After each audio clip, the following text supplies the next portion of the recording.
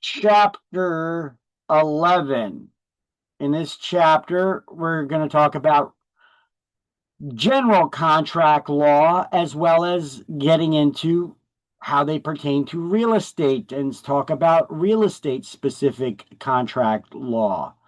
So, in this chapter, we're going to learn to describe the essential elements of a valid contract, what they are, including the effects of the statute of frauds. We're going to learn what the statute of frauds are, and certain time frames. We're going to identify different types of contracts and issues that involve validity of contracts, and we'll explain various contracts used in the real estate biz. So, what is a contract? Well, it has to be a voluntary agreement between legally competent parties to perform or refrain from performing some legal act. And it has to be supported by some form of legal consideration in order for it to be valid. You can't just have an agreement between two people. There has to be an exchange of something of value. That's what consideration is. So let's highlight a contract. Well, highlight that so I don't have to read it again.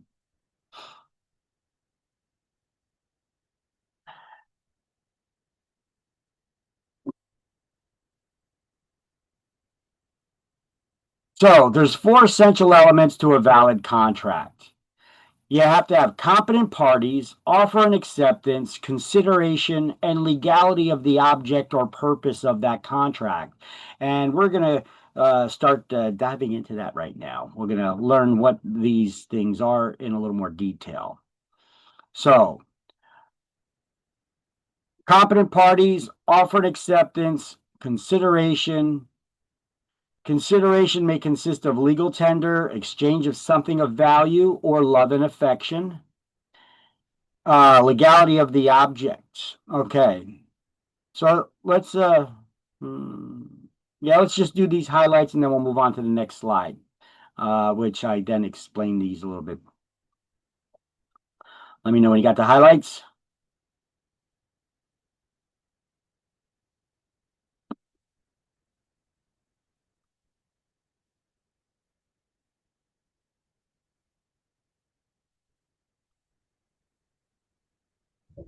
I'm done. Okay. You got competent parties. Competent parties, you have to be at least 18 years of age and an adult, and of sound mind.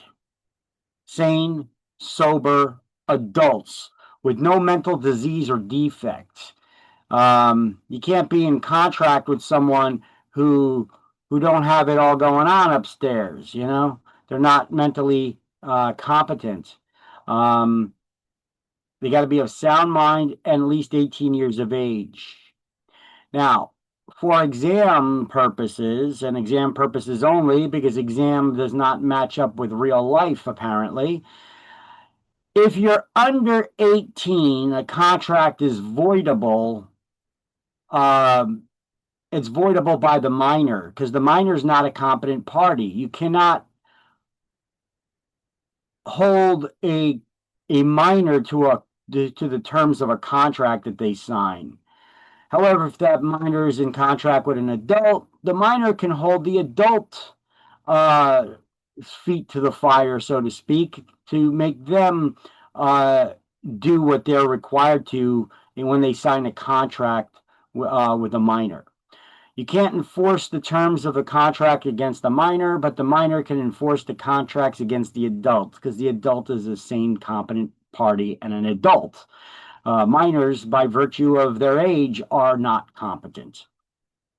So, for exam purposes only, and not in real life, because the laws have changed already a while ago. Minors are no longer allowed to get married in New Jersey, even with parental consent.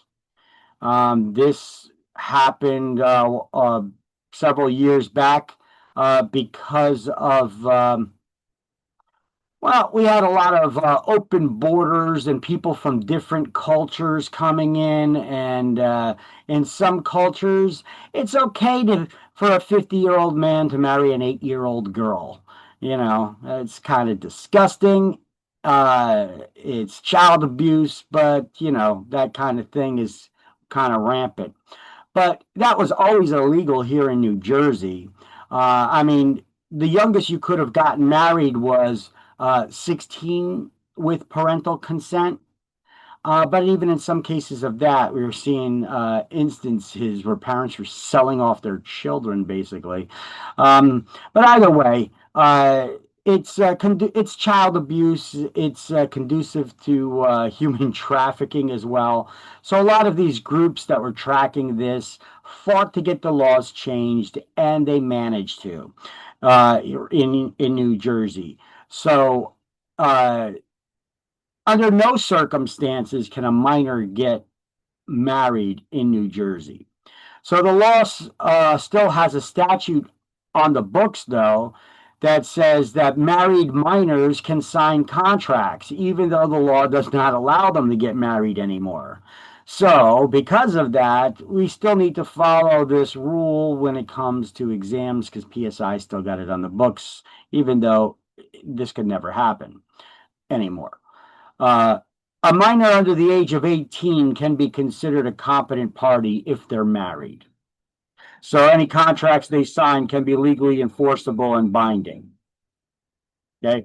Once again, not in real life because minors can't get married in New Jersey anymore. However, uh, for exam purposes and exam purposes only, a minor under the age of 18, if they are married, they could be considered a competent party and contracts can be legally enforced against them only when they're married. Got it? All right. The book does not clarify that. My notes do. Look, I could click on this. I could show you. We could go to find law. I could show you September 14, 2020. They updated the law here. They updated the article here. That basically says that New Jersey's marriage age requirement law sets the minimum age to marry at the state of 18 with no exceptions. Minors under the age of 18 cannot get married in New Jersey, not even with parental consent anymore. Okay. But we did look up the law.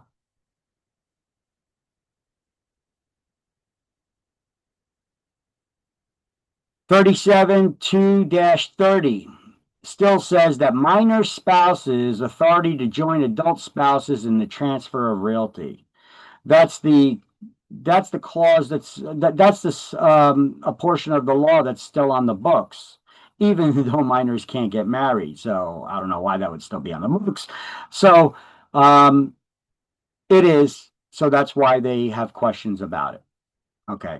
Now, offer and acceptance. In order for us to have a contract, we have to have someone that makes an offer and someone that accepts it. And when that happens, we have mutual assent. It's when the parties are in agreement on all the terms of the contracts. It's said that they have come to a meeting of the minds. You know, they've come to an agreement on all the terms. They're aware of all the terms and they understand all the terms of the contract. So the parties are aware of and in agreement. Okay, that's what I just said. Now, for school exam, the definition of a meeting minds is a little bit more narrow. They focus on, instead of just in general, the parties are aware of all the terms of the contract, understand all the terms of the contract, and are in agreement on all the terms of the contract.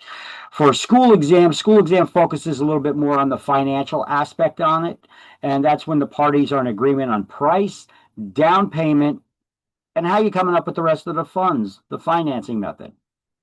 Okay.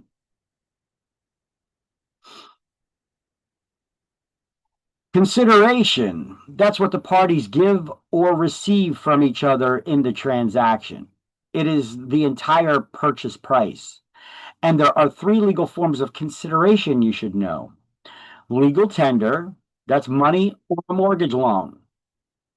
Now, in New Jersey, deeds cannot be recorded in a public record unless they state the full sale price.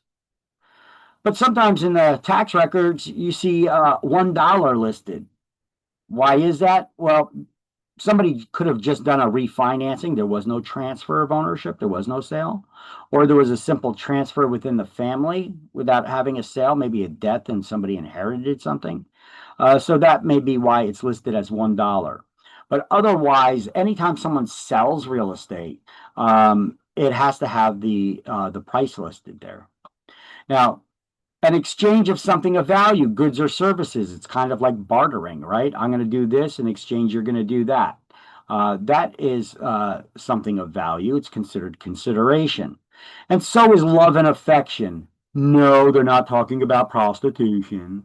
Love and affection is when you have family members, for example. Maybe you give something to your child and you expect that both parties just have love and affection for each other.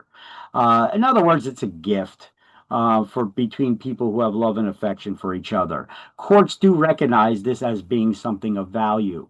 So you cannot just record $1 and the sale price for the public records. It should be accompanied by a letter, an affidavit explaining that this is, in fact, a gift. And then the fourth essential element of a valid contract is the legality or object of the object that's being sold or the purpose of the contract. If you're doing something, you can't have a contract to kill someone because murder is illegal. You can't have a contract to sell crack because crack cocaine is illegal. It's a controlled substance. So legality of the object or purpose, whatever you're selling has to be legal, and whatever you're doing has to be legal. It cannot be against public policy or the law. That's what that is. So, once again, four essential elements of a valid contract. If you guys don't have this highlighted, please get it highlighted. You need to memorize what the four essential elements of a valid contract are: competent parties, offer and acceptance, consideration, and legality of the object or purpose of the contract. And what are the three forms of consideration? You need to know that too: legal tender, exchange of something of value, and love and affection. Now, a valid contract can be verbal, it could be oral, or it could be in writing. However, not for real estate. For real estate, the parole evidence rule states that this is something a little bit different, but not for real estate. Real estate contracts must be in writing for the sale of real estate. Leases, however, they only need to be in writing if they're so long. We're going to highlight that somewhere else. But the parole evidence rule states that contracts take precedence over verbal agreements or promises. We're just talking about general contract law, not particularly for real estate. Like if I'm selling you a bicycle, I got to have a verbal agreement with you to sell my bicycle, right? I don't need to have a contract in writing for that. However, if someone steps forward and says that they do have a contract with me in writing that I was going to sell them my bike, the judge will toss out the verbal agreement in favor of the one in writing because they have evidence. That's what the parole evidence rule is. Got the word evidence even in there, right? So those who have evidence, verbal, how do you prove verbal? How do you prove what somebody said? You get it in writing. If you don't got it in writing, not very easy to prove, right? So it doesn't matter how many witnesses, how many of your friends show up as witnesses. I'm sure they're all on your side. I'm sure your mom got your back too, and she'll agree with whatever you said, right? So those who have it in writing, they have the evidence. So the parole evidence rule says they'll kick out the one in verbal in favor of the one in writing. You need to know what the parole evidence rule is. By the way, this is one of those chapters that has loads of questions on exams too. Because hell, we're getting in real estate, right? We're dealing in contracts.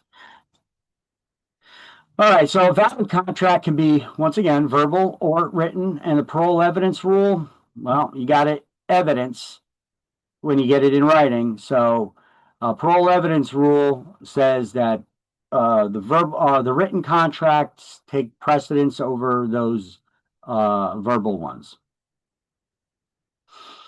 All right. The term amendment and addenda.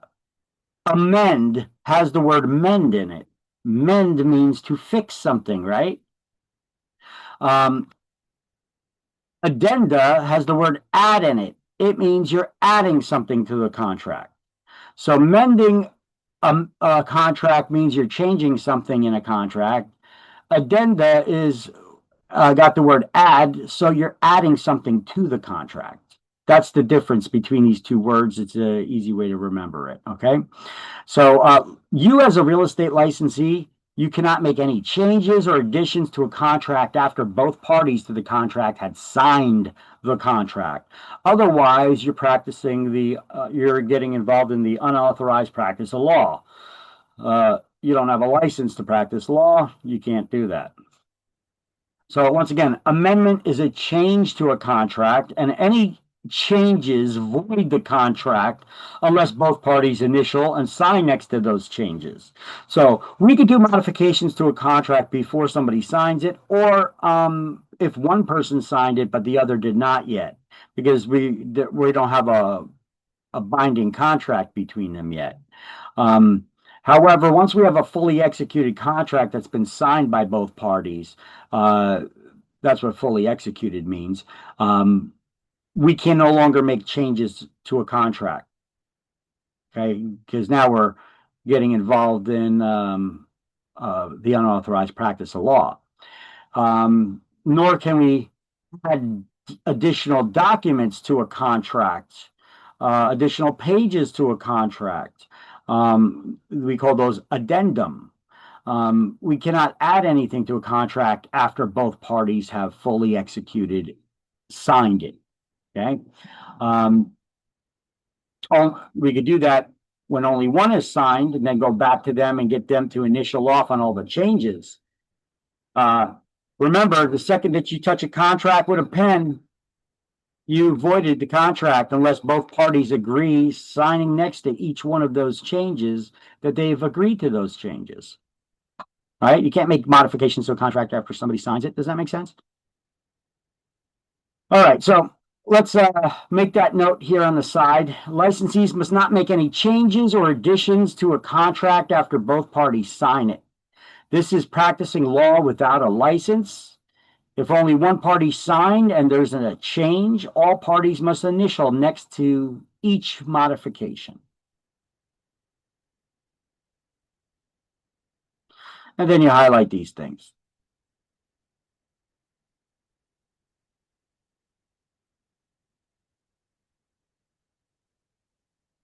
By the way, did you guys with the ebooks figure out that you can type there and write next to make notes in there? Okay.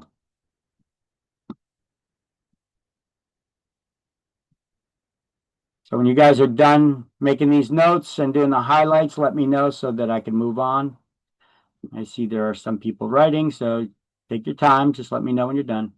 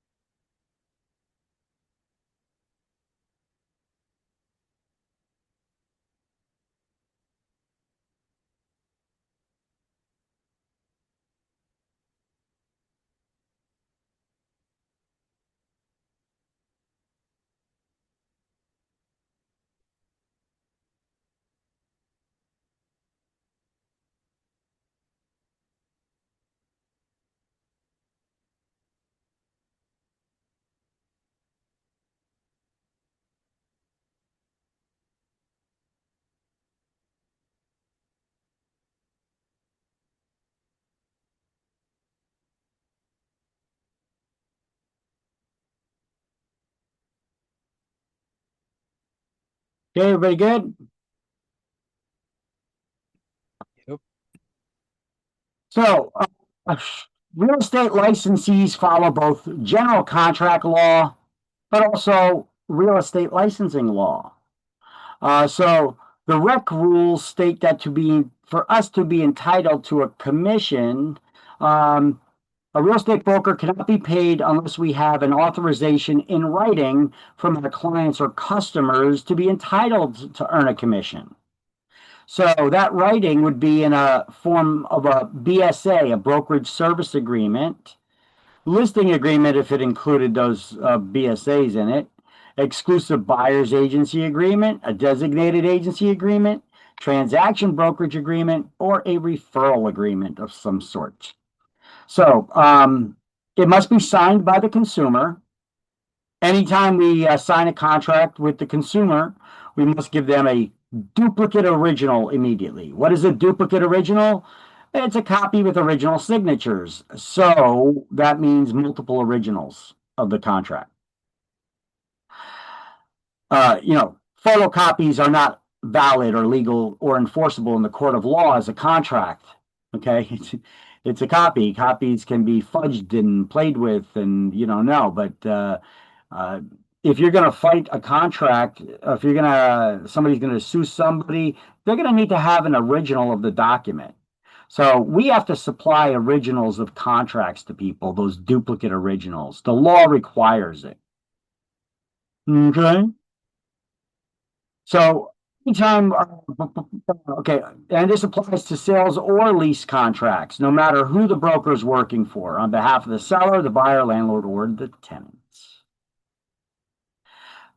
The statute of frauds always deals with something being required to be put in writing. We've gone over that in an earlier chapter as well.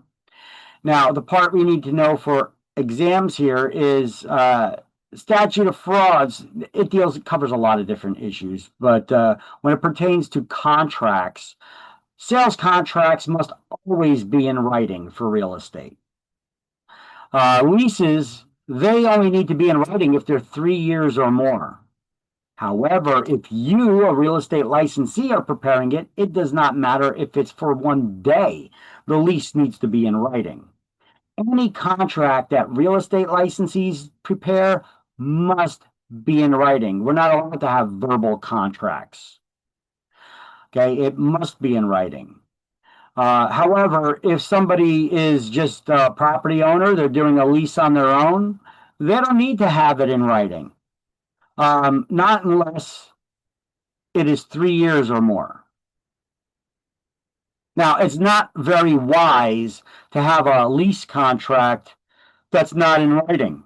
Because how do you prove all the terms of the lease that you've agreed to? Right? So it should be in writing, but it doesn't have to be by law unless a real estate agent's involved. So licensees can record, I'm sorry, leases can be recorded if they're longer than 2 years in the public record. So sales contracts always need to be in writing. Leases, they do not need to be in writing unless they're 3 years or more. There's a real estate licensee involved. Then it always needs to be in writing. And a lease, if it's longer than 2 years, it can be recorded in the public record, people's long-term leases. All right, so it's extremely risky for you to rely simply on a verbal contract when doing leases. So I don't know why anybody would, even though the law allows it there. Okay. Remember, we as real estate licensees, we follow the New Jersey real estate laws, the statutes, 4515, right? Title 45, Chapter 15. But we also follow the Real Estate Commission's rules, the Administrative Code, Title 11, Chapter 5. All right. And these are the rules that we need to follow. Licensees must never have verbal contracts. So let's highlight that here in the book, and let's make that little note that leases longer than 2 years can be recorded. So the New Jersey statute of fraud states that contracts for the sale of real estate and any lease for more than 3 years must be in writing and signed to be enforceable, and leases longer than 2 years can be recorded. Okay.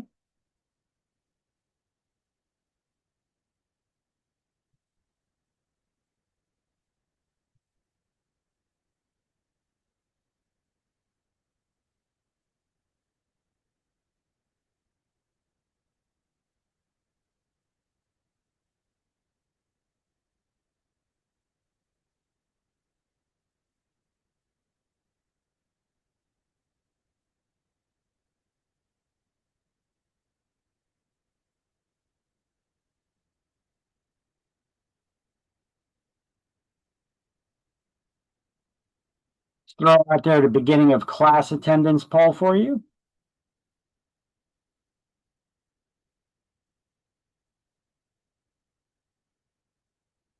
just because yet I have yet to hear any voices. Oh no, one person said I got it before.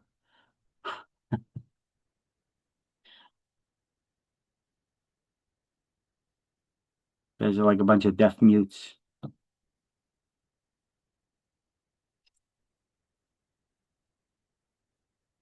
One more, one more person. Get that attendance.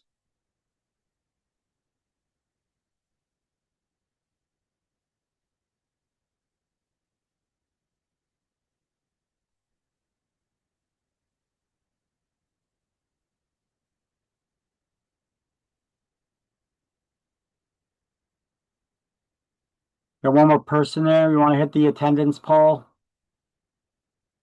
Somebody didn't answer it.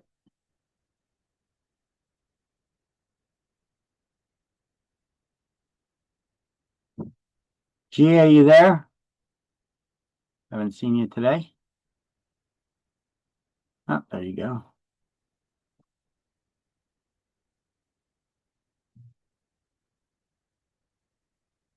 All right. Contracts can be express or implied, unilateral or bilateral, executory or executed, valid, unenforceable, voidable, or void. Now let's learn what that means. Here's some highlights for you.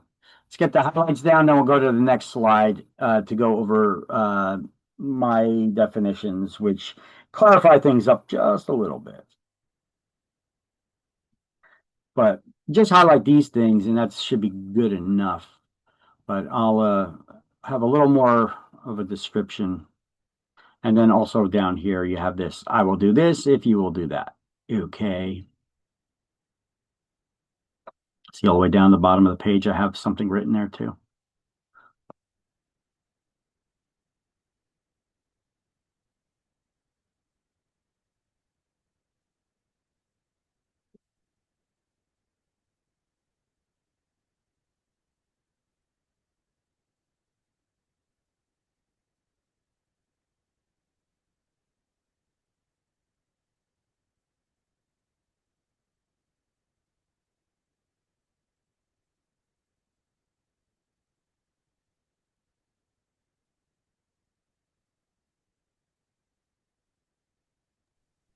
I'm done. Okie doke.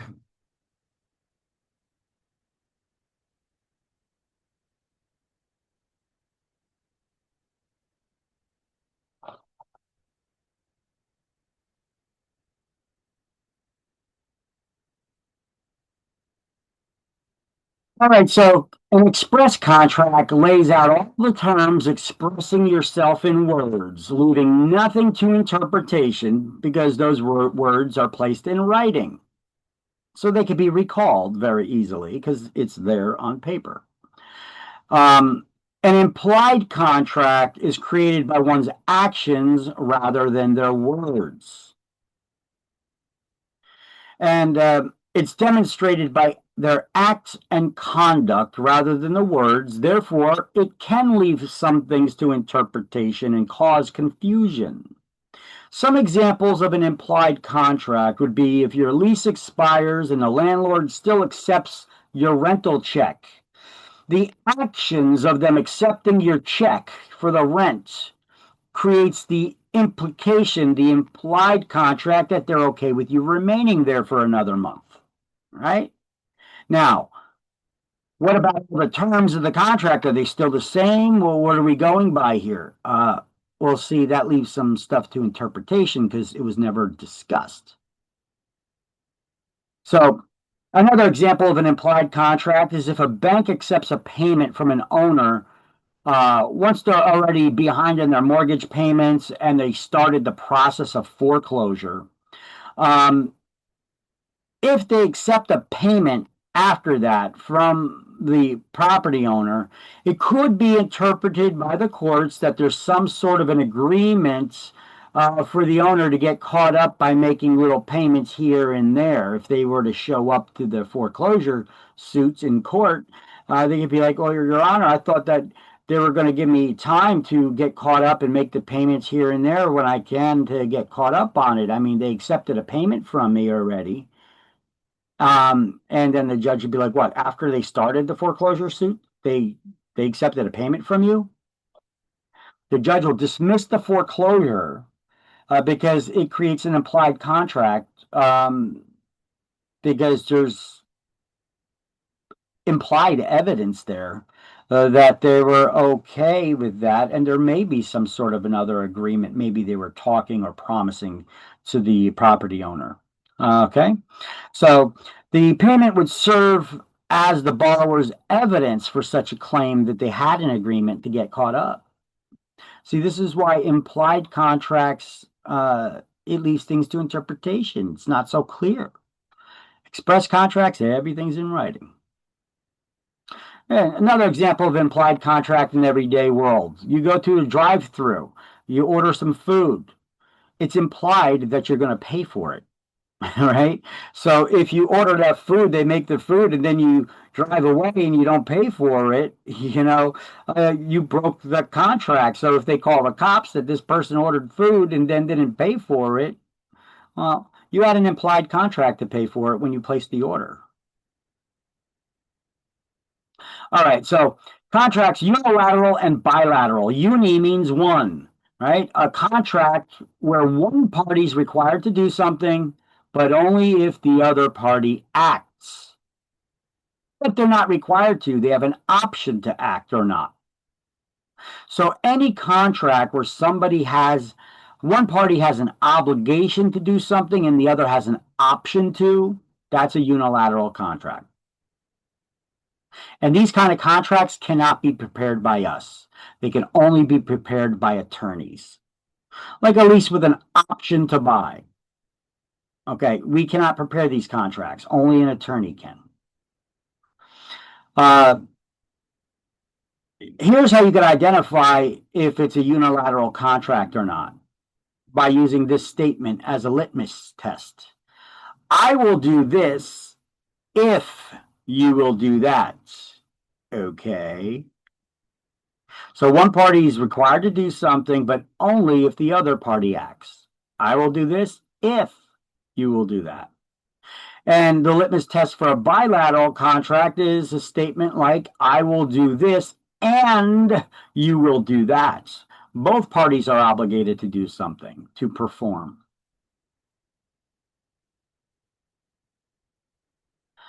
All right. Now, executed, fully executed, executory. What do these terms mean? Well, they're usually talking about the status of the contract, the current state or status of the contract. An executed contract is one that was just signed. A fully executed contract could have two meanings to it. A contract that's signed by everyone involved, or it could also pertain to the status of the contract. All the terms of the contract have been fully carried out and there's nothing left to be done. The contract had been fully executed then. Right? It's one thing to have everybody sign the contract. Okay, well, now we're in a legally binding contract. Now we got to do stuff that the contract says, right, in it. Once we've done everything the contract says, guess what? We're now fully executed again. Talking about the status of it versus the signatures of it. So those are the two definitions of fully executed. It could be a contract that's simply been signed by everybody that still needs to be performed, or it can be a contract that has been fully performed with all of its terms carried out and nothing left to be done. Okay. Executory contract ends in the word tory. Tory means it's still in progress. So it's a contract that may have been signed by everybody, may have been fully executed, signed by everybody, but the status of the contract is executory, meaning all the terms have not yet been fulfilled. We now still need to do what the contract requires of us. Okay. This term you'll probably never even hear in the business. That's probably lawyer speak in lawyer school, But executed, fully executed, you'll hear those terms all the time. So here it is on page 197, 198. I guess just on 198, you can highlight an executed contract can be signed contract. A fully executed contract would be one that has been signed by all parties. Here's the other definition for it pertaining to the status.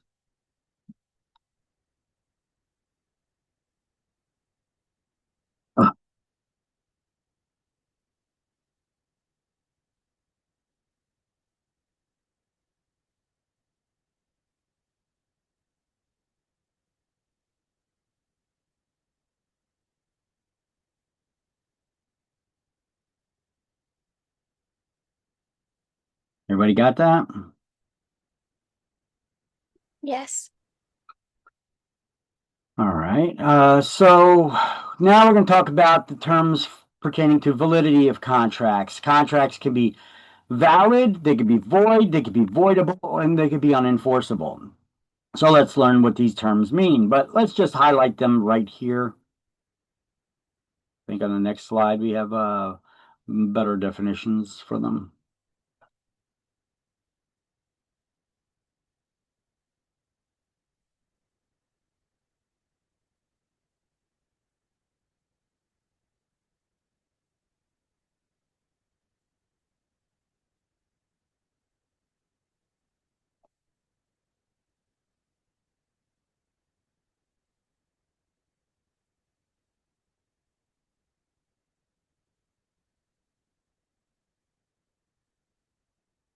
All right.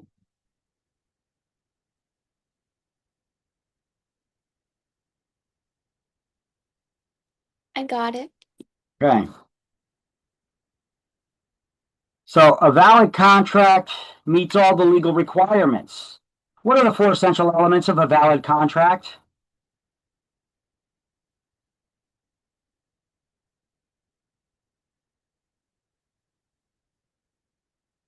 Competent parties. I'll try to start you off there a little bit. Four essential elements. Wasn't that long ago, guys. Competent parties. Offer and acceptance, consideration, and legality of object. The legality of the contract, correct. The legality or object, the purpose of the contract, cannot be against the law, cannot be against public policy. All right, so those are the four essential elements to have a valid, legally enforceable contract. Now, contracts can also be voidable. A voidable contract is one that can be disaffirmed by one of the parties. It has to be missing one of the essential elements. Like a contract with a minor, they're not a competent party, right? One party's under the influence of drugs or alcohol, they're not a competent party. One party's not of sound mind, they're not a competent party. Or they're or we get these other two terms. Undue influence means that they've been taken advantage of. Maybe you got somebody that's in a hospital bed. They think they're on their deathbed. You could be easily taking advantage of them. Or by duress. That's force, intimidation. That is duress. So undue influence means you're taking advantage of them, or you have duress. Okay, force or intimidation. Um, so unenforceable contract is one that neither party can uh, can enforce the terms of the contract because neither party was competent at the time. For example, they're both drunk or high. Okay, we have an unenforceable contract. That's a contract where neither party, for whatever reason, can enforce the terms of the contract. However, we have something called a valid contract between the parties, where if we have two people, maybe they're at a party and they're both getting hammered and they're buddies, you know. And one's like, you know what, I'm gonna sell my house, I'm gonna get out of here, you know. And then the other guy's like, you know, I like your house, you know, I buy it. And then they start talking and they come to an agreement that one's going to sell the house to the other drunk, right? And they're not, neither one of them are competent parties, though. So that can't be enforceable in a court of law because they're both drunk.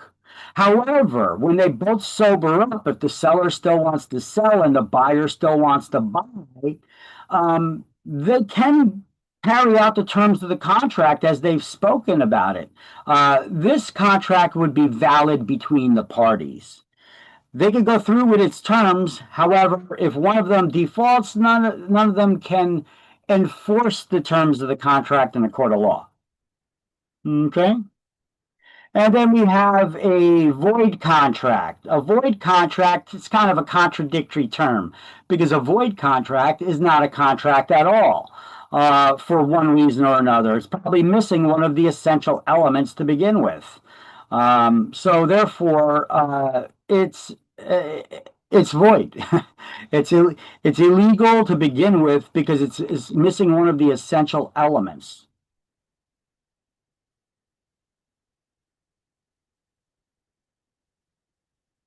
All right, so to be valid, every contract, people cannot be taken advantage of. That's undue influence. Be careful when you're dealing with the elderly. Sometimes, you know, they have memory loss, dementia, Alzheimer's, and you can't tell just by looking at somebody that their cheese is sliding off their cracker, so to speak. You know what I'm saying? So you got to look for clues when talking to somebody to see if there may be an issue mentally. Okay. And not just older people, younger people too, you know, they could have mental problems, you know. Um, but in older people, be respectful, but you know, you got to realize that sometimes people get diseases like Alzheimer's and dementia and stuff, and they cannot be considered a competent party. So you have to be careful with that. I've dealt with several of these on occasion where I had one lady, I went in for a listing. She was interviewing several agents. I saw all the paperwork on her table. She interviewed me and decided to give me the listing. I put it in the system. A couple days later, I get a call from some woman claiming to be her daughter and saying, "My mom, I went to her house and she had all this paperwork from real estate agents, and she said that she listed her property with you, that she's selling her property with you." She's like, "My mom's not selling her property. My mom's got Alzheimer's or dementia or whatever the hell it was, uh, and." And she's like, I'm her legal guardian. She's not selling the property. So what do I do at this point? What should I do at this point?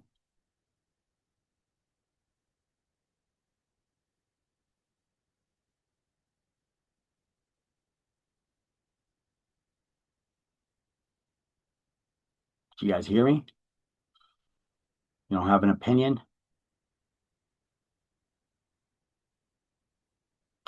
You got to think on your feet a little better than this if you want to be in the real estate industry, guys. Telling you, what should I do at this point? Do I have to repeat the story? I'm going to wait for an answer. Did they sign a contract yet? Yes, I have a listing agreement signed with the lady who owns the house. But a couple days later, I get a call from some woman says that she's her daughter and her mom's got dementia and she's not selling her house because she's her mom's legal guardian. So what should I do at this point? Go to court? Go to court over what? Or canceling the contract since the person is not uh like Competent. yeah, a confident party. She seemed pretty competent to me when I seen her.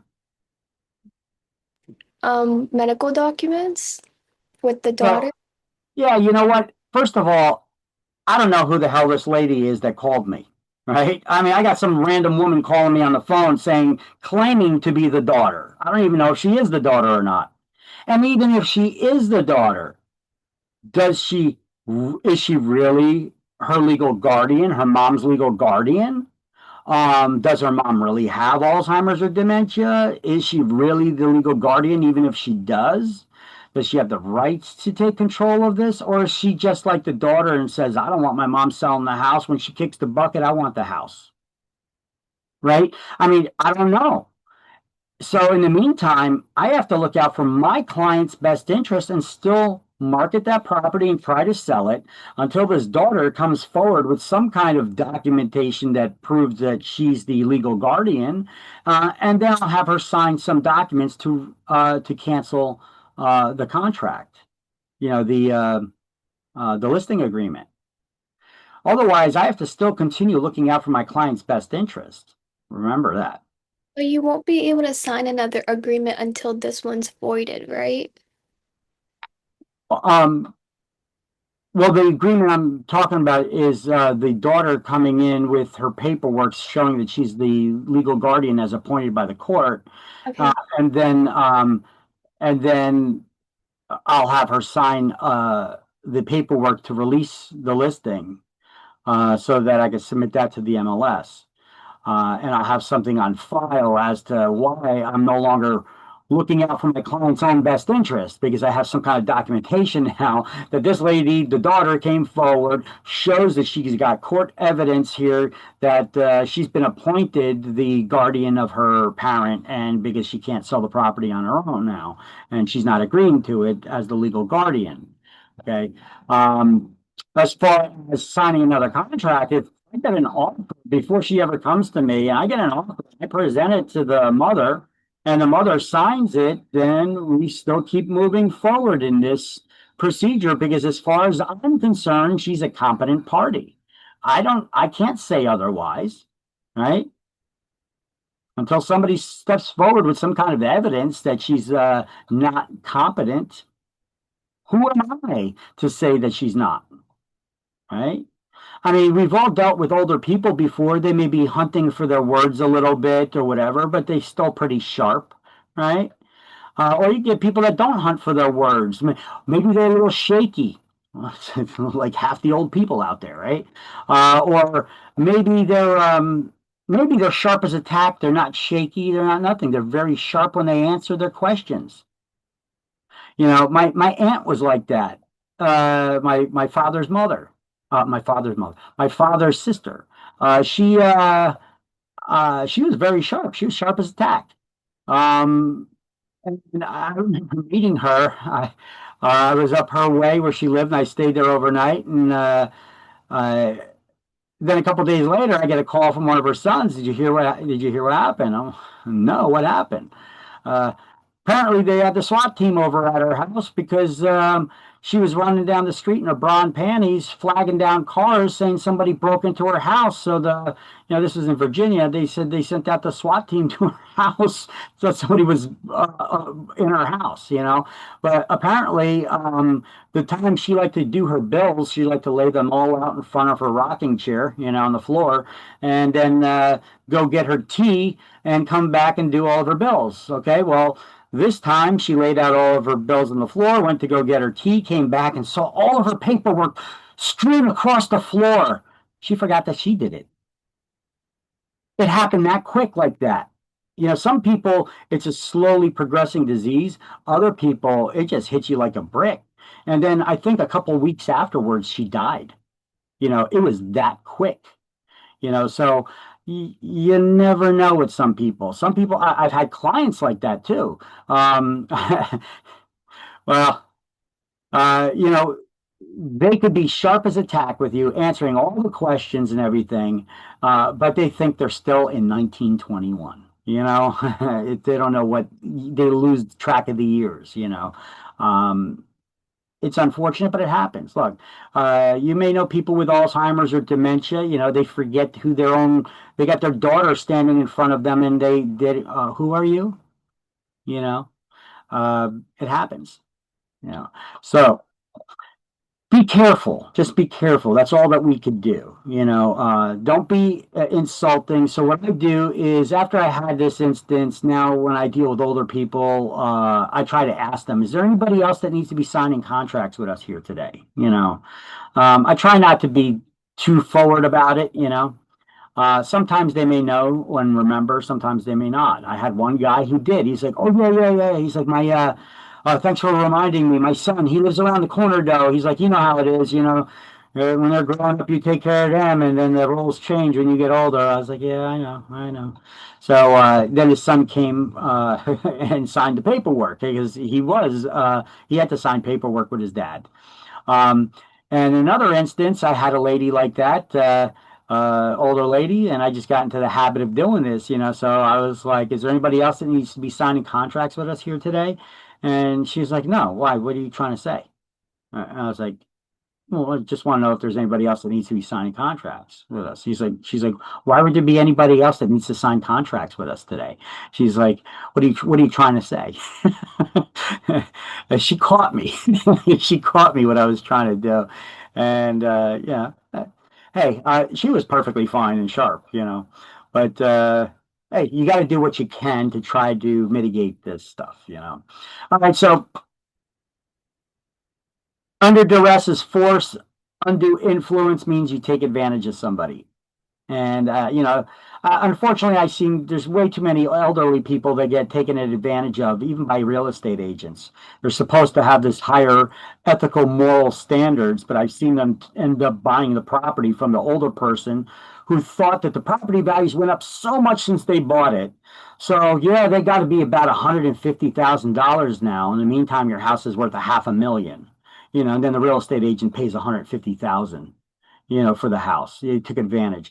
Now, if that ever came to light, their relatives or they realized that they got screwed over, complaints can be filed, lawsuits can be filed, and that agent would be required to pay them the difference. They could also lose their license for that because you're taking advantage of somebody. You're not informing them what the true market value was. And if you did, let's see the contract. Where did you write that? Where did you inform them? You better have some sort of evidence. I bought a house from a client one time, and on it, I made sure I fully disclosed. I wrote on there on the contract, I wrote, I advised the owner that she could get more for her property. It would just take more exposure to the market and a little more time. And despite these factors, she does not want to keep the property listed, and she's willing to sell the property to me, who I am buying it as an investor so that I could fix it and flip it. Like I told her, I wrote in there what I think the estimated value, how much she could get for it, but I'm not willing to pay her that much. So like I wrote like a little mini dissertation there just to make sure I was covered in case a lawsuit later. I didn't want it to come back and bite me in the butt. I fully disclosed right on the contract itself. So there was no denying it. All right. Coming up, performance of a contract. There's dates that we put in contracts for various things need to be accomplished, but courts have ruled that these dates are merely guidelines to follow. And if somebody misses a date to perform some task that is in a contract, the person is not considered in breach of contract. These are just merely dates. These are guidelines for them to follow. So we're going to learn about the phrase time is of the essence because sometimes we want those dates, those deadlines to actually mean something. And a hard line date that something absolutely needs to be accomplished by, we issue or have an attorney issue a time is of the essence order. So we're going to learn about what time of the essence is. We're going to learn ways to discharge a contract. We're going to learn about default and breach of contract, what those terms mean. And we still got statute of limitations coming up. So here's statute of limitations comes up right now. There we go. Wasting no time talking about time. So the statute of limitations is a time limit in which one has a right to assert their legal rights. Okay. Just like with law enforcement, if you committed a crime, depending on what the crime was, there's so many years there's in the law that they could come after you for it still. There's a statute of limitations, except for things like murder. They have no time limit on the statute. There is no statute of limitations for murder. But for other kinds of crimes, there's deadlines that if you did not take the person to court and file the charges against them by a certain date, you can't do that later on. You know, not not unless you're politically connected and then you temporarily change the law so that you could go after a president.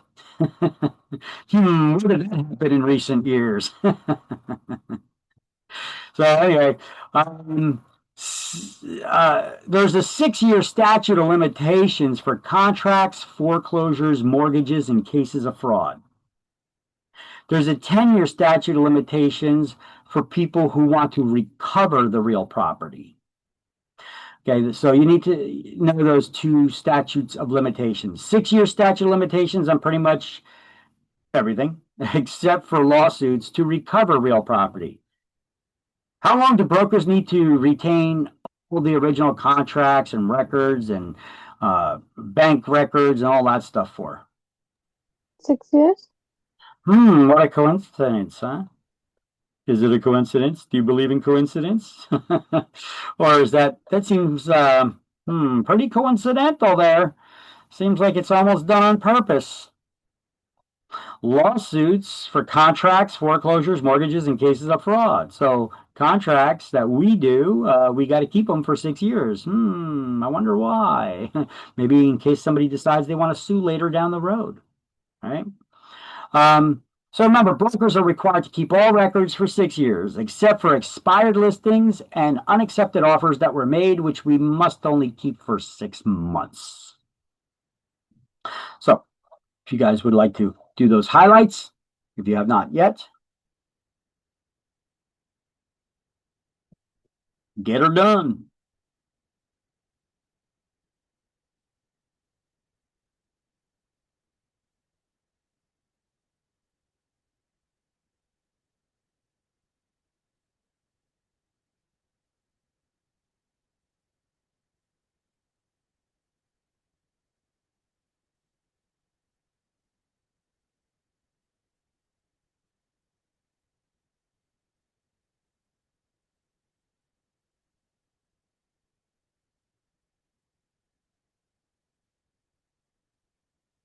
I got it. Okay.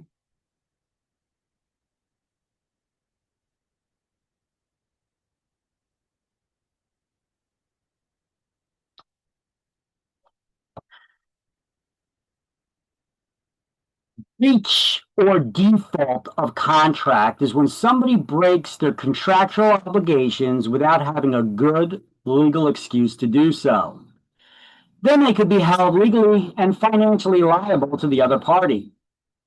That's what breach or default is. Dates in contracts are merely guidelines, and nobody is considered to be in breach of contract if a date to perform something is missed and they did not perform it by that certain deadline. Because the courts have ruled it's not a deadline, it's merely a guideline. However, when we do need it to be a deadline where something needs to be accomplished by, we should leave this term to attorneys to use. it is a double-edged sword in that it cuts both ways. So it should be used properly. Make sure you have the attorney to issue a time is of the essence order if needed. It's a strict deadline that must be met. And anybody who does not accomplish whatever needs to be done by that deadline, it will be in breach of contract. Usually this happens in real estate. We issue time of the essence orders for all kinds of things, but the most common one probably is when we put a date in a contract that the buyer needs to produce a mortgage commitment letter by. And they didn't send us as the listing agents the mortgage commitment letter by that date that they said that they would have it by.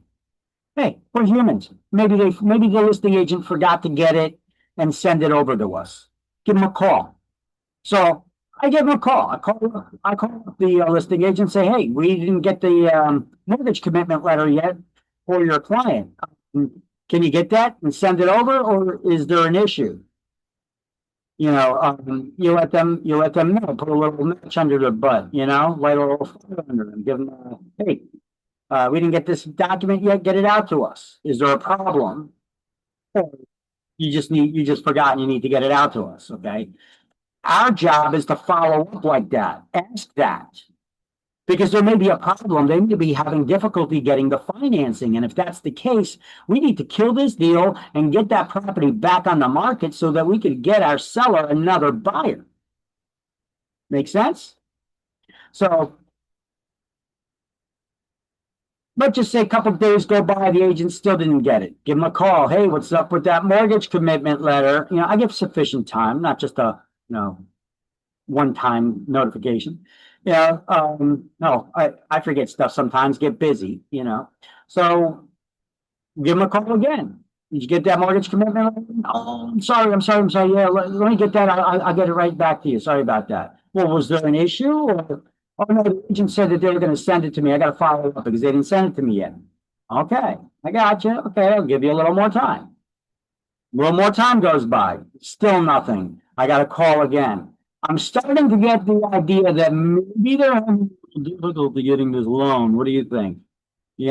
So at that point, I will go to the seller's attorney, and I'm going to say, I need you to issue a time of the essence order for them to produce the mortgage commitment. They haven't done it yet. I called the agent several times. He said he'll get it, and I still have yet to get it. So this time, the fifth time here now, I have the attorney sending out a request for the mortgage commitment letter.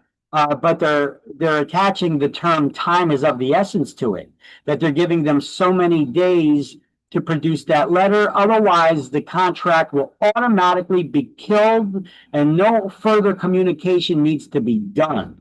That buyer would have been in breach of the contract. Now, we cannot keep them, technically, they're not in breach where we could hold them financially liable or anything because usually depends on how the contract was written up, that's one of the conditions, one of the terms that the buyer qualify for the loan, and they can't be in breach in contract if they can't qualify. Okay, so was it that they couldn't qualify? Was it that they were just not getting us the letter? So a lot of times it's because they can't qualify for the loan. They're trying to stall it, trying to get approved with other lenders, and so that they can maybe still buy the house because they still want to buy the house. So we got to look out for the client's best interest, the seller, to make sure that if they're having difficulty, we need to get this back on the market and get another buyer in there. All right, so use of this term should be strictly left to attorneys because it can cut both ways. Because if you do issue a time of the essence order, then that day comes by and they still haven't produced that mortgage commitment letter. But then the contract is automatically killed. But then the next morning, they get the mortgage commitment letter from the lender. Contract's already dead. Can we piece it back together?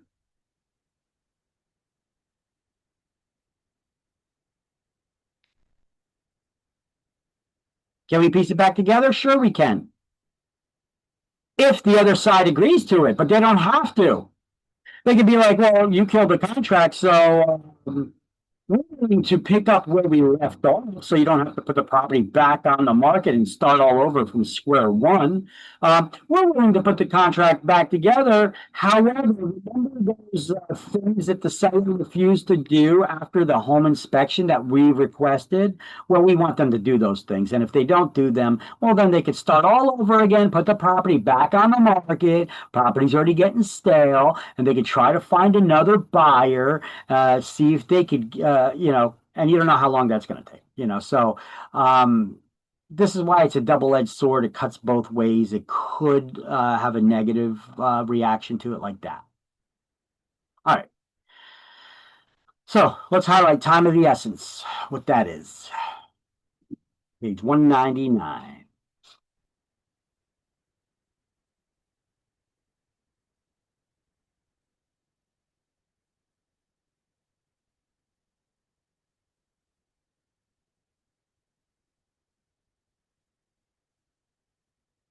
Then,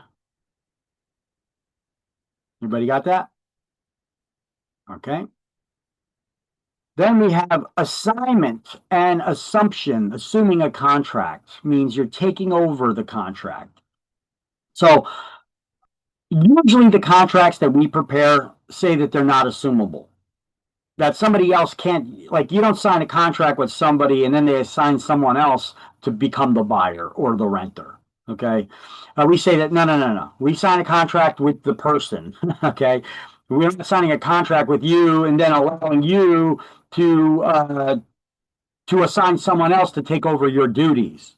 Okay. Our contracts are not assumable. So assignment is when one party assigns their contractual obligations to someone else. But they're never relieved of their original obligation. They always hold primary responsibility in the event the assignee breaches the contract. An example of that would be a sublease, where the new tenant, where we agree to rent to a tenant, and now that tenant is subleasing to another tenant. Maybe not necessarily living there with them, but here's an example. We're leasing to a tenant. Now they got a contract. They found a perfect house for themselves to buy, so they want to sign a contract to purchase that house. But we're not letting them out of that lease. They never even asked us. We're not letting them out of the lease. They need to pay the rent. They're not just going to drop the rental obligation like that. So the landlord could allow it, but they don't have to. Where a tenant could then find a replacement tenant to take over their space and finish out the term of the lease. Okay, that's subleasing or assignment of the contract. Most contracts forbid this, but a tenant can always ask and the landlord can always agree to it, but they don't have to. Okay, most of our contracts do not permit this. So if that tenant now, the original tenant that was in the lease that's now buying the house, they're subleasing to someone else. If that person does not abide by the terms of the lease, or they're not paying the rent, the original tenant is still liable for paying the rent. Does that make sense? Everybody following me on this?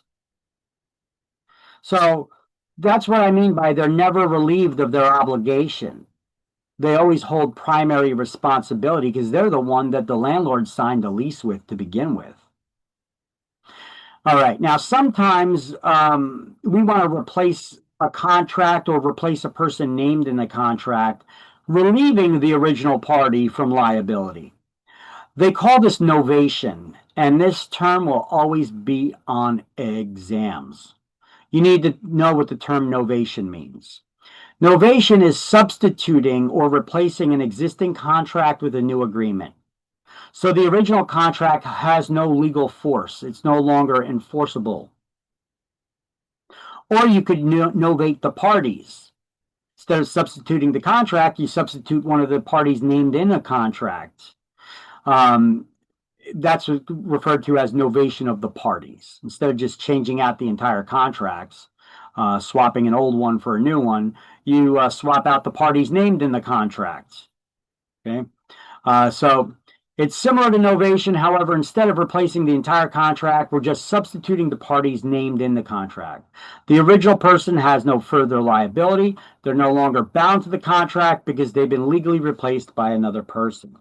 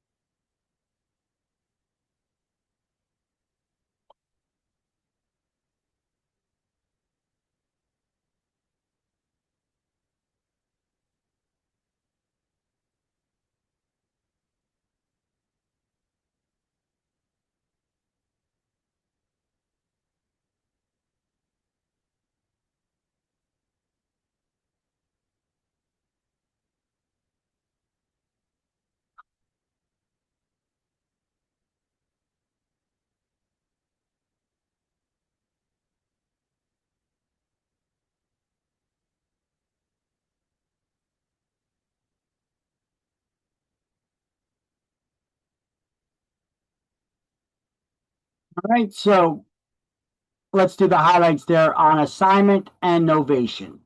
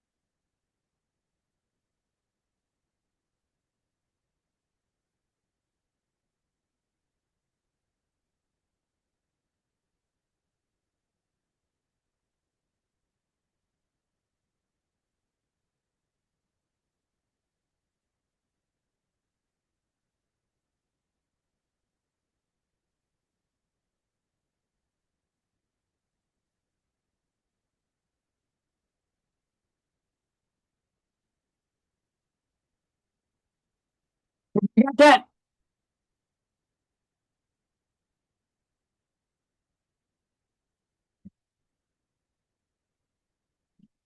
Completely performed with all its terms carried out, or it may be breached, broken if one of the parties defaults. In addition, there are various other methods by which a contract may be discharged, and they include partial performance.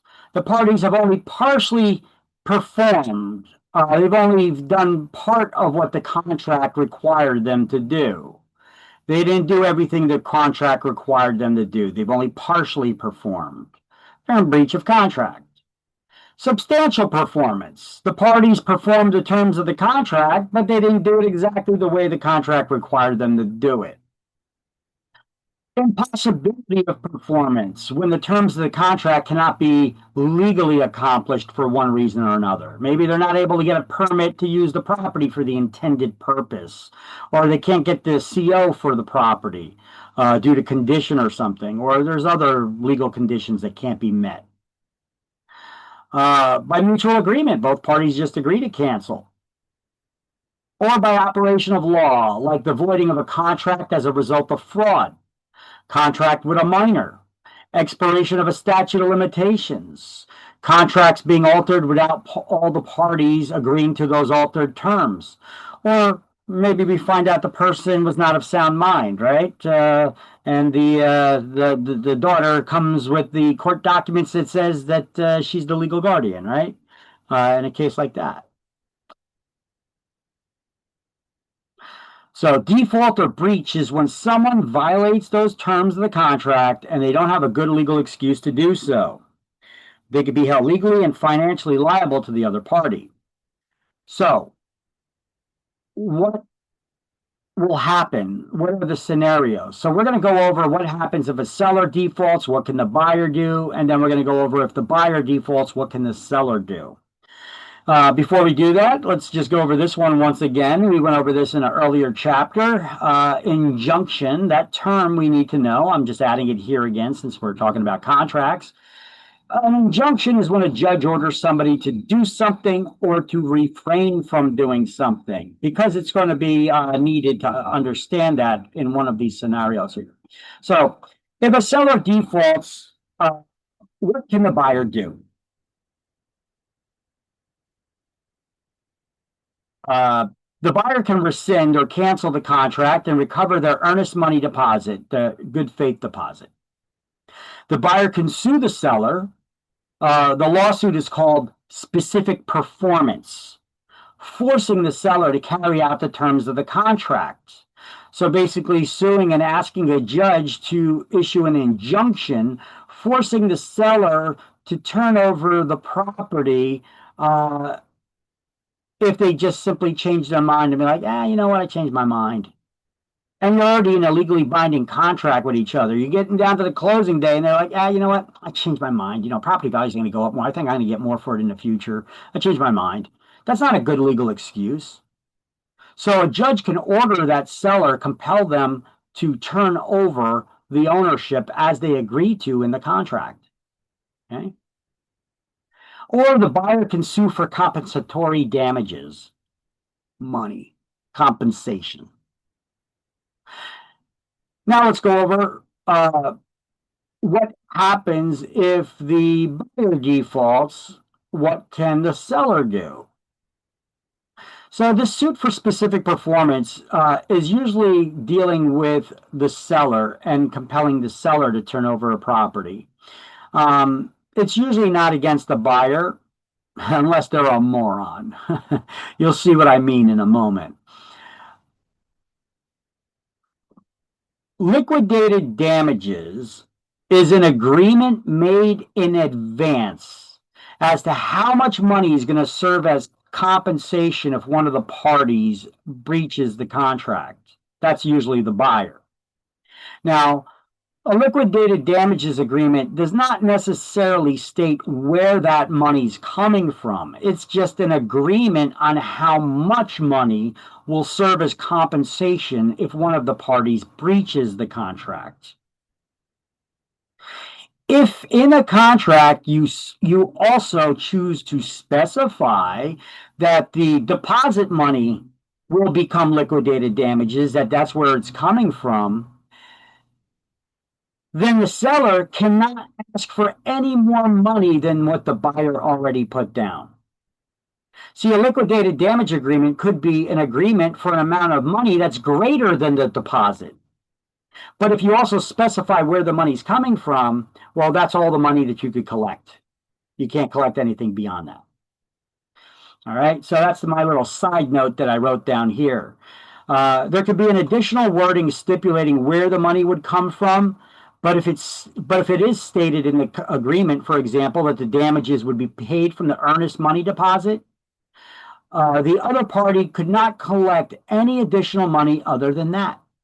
Damages are not necessarily coming from the earnest money deposit. Damages could exceed the earnest money deposit, also known as the good faith deposit, earnest money deposit. It's the same thing. It's the money that the buyer puts down when purchasing.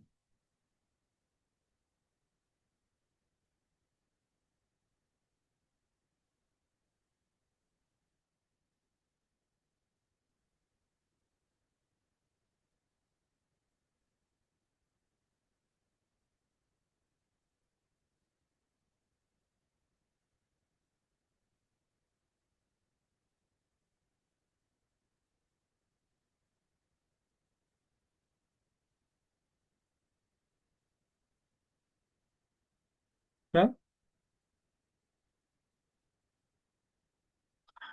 Liquidated damages, you can add that term to your definition list. You need to know what that is too.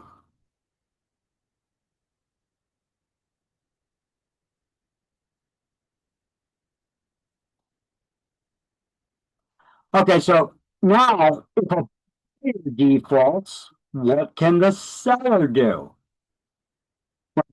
If the book makes it sound like all contracts include these agreements, but they don't. You'd have to write it in. If a liquidated damage agreement was added to the contract, it's not a standard thing in all contracts, despite the way the book makes it sound. The seller can declare the contract forfeited if the contract stated they can, and if it was agreed that they would be awarded compensation from the buyer as liquidated damages. There's not always a liquidated damage agreement included in every contract, despite what the book makes it sound like. You would have to specifically add that. Okay. Now, liquidated damages, once again, it's an agreement on how much money serves as compensation if one of the parties breaches the contract. Where that money is coming from, well, that's a different story altogether. Now, the seller could rescind the contract as if it was never made. However, that would require them to return all the deposit money to that would-be buyer. The seller can sue for specific performance. Remember, I just told you that they couldn't do that unless the buyer was a moron? Let me explain. So the seller can sue the buyer for specific performance. However, this would require them to sign over the deed to the buyer on a property that they don't want, and the buyer would have had to have accepted that deed, taking on the ownership, because when does the transfer of ownership take place? Upon delivery and acceptance of the deed itself. So the buyer who does not want the property accepts the deed that's signed by the seller, naming them as the purchaser of the property. Now the seller could be like, well, now you got to pay me for it. What do you think? I was just going to give it to you? That's what I mean by they got to be a moron, you know. So a judge is not going to order a buyer to take on a 30-year mortgage, you know, to purchase a property that they don't want. Unless it's one of those judges they took out of retirement that's got dementia. We had a lot of those happen in New Jersey. A couple of years back, we had a lot of we were short on judges. We were real short on judges, and you know, a lot of presidents sign people in as judges, trying to get them federal judges appointed all over the country. Other areas, judges get elected, other areas, they get appointed. But either way, we get a shortage of them, especially when they start retiring and dying off. And if they don't get appointed, we get a shortage of them. And New Jersey, for the longest time, had a shortage. So we had a backlog of court cases. New Jersey, it got so bad that the governor, who the hell was the governor at the time? I don't know if that was Christie or if that was before him, pulled out, no, it was before Christie even, whoever that guy was. Who was that guy? I think he had that goatee or beard or whatever. Anyway, the governor pulled a lot of judges out of retirement because we desperately needed them to man the courts. The only problem was some of them didn't have it upstairs, and I had to deal with this one time too because I found out that I got sued when I had money taken out of my bank account. I was like, "What the hell is this?" I went to my bank. I'm like, what is all this money that was taken out of my bank account? And they're like, well, there was a judgment, and this was a payout from the judgment. The people came to us with the paperwork from the court. I'm like, what court? I was like, I never got sued. I don't know what you're talking about. So I asked for a copy of it. I went to my attorney, which I had on retainer, and I was like, you know, because I would have responded to any documents. Well, apparently, did you know that in New Jersey, in order to get sued, you're supposed to be served paperwork to show up to court, right? But But did you know that if the court doesn't send it to you, the person who's suing you can be like, yes, I attest that I will serve them that paperwork and I'll notify them. And that's enough. They could just be like, yes, I sent it in the mail to them. And the courts, that's enough. That's good enough. So this guy attested that he notified me that he was suing, and I didn't show up to court, so he got a default judgment against me and got a boatload of money. So I got my attorney involved. I was like, this is bullshit. This never happened. They never served me any papers. I never got anything, despite what he swore to the court. I just noticed when I had a payout, and I immediately contacted my attorney. So my attorney managed to get this brought in front of the court for an appeal. Um, and it turns out that this judge that we got assigned, man, my attorney was like, he lost it. They pulled him out of retirement. I think he's got dementia or something because he can't even keep track of who the people are. He was going to award the money back to you, but instead he awarded that much more money to the person. So we got to get that fixed now. And then we got to return the other thing. So it was nutty. The court systems in some of these states, like New Jersey, is just insane, especially when they're short on judges. No wonder why our legal system is so screwed up right now. Anyway, the sellers could rescind the contract as if it were never made. The seller can sue for specific performance. And the seller, lastly, can sue for compensatory damages, for compensation for money, forcing the buyer to pay them because they broke or breached the terms of the contract for whatever reason. All right. So let's do those highlights. Breach of contract. If the seller defaults, what can the buyer do? If the buyer defaults, what can the seller do? Okay. And liquidated damages. And there's a little cross-reference to referencing where the liquidated damage agreement is located on page 219. Okay, so let's just do all these highlights there in your book and let me know when you got that. This is on page 200.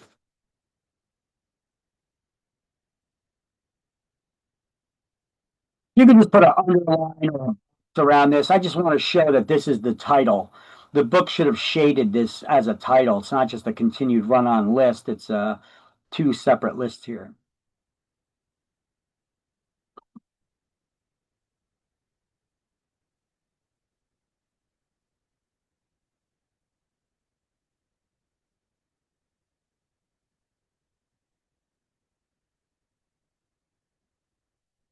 Got it.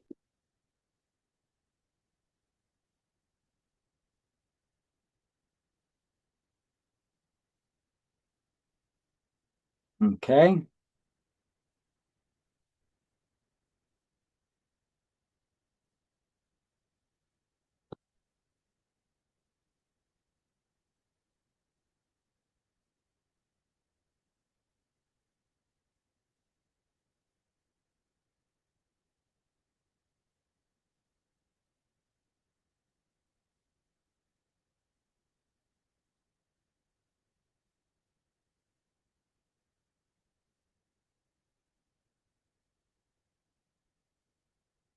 So licensees can only prepare sales contracts for 1 to 4 families in single residential lots.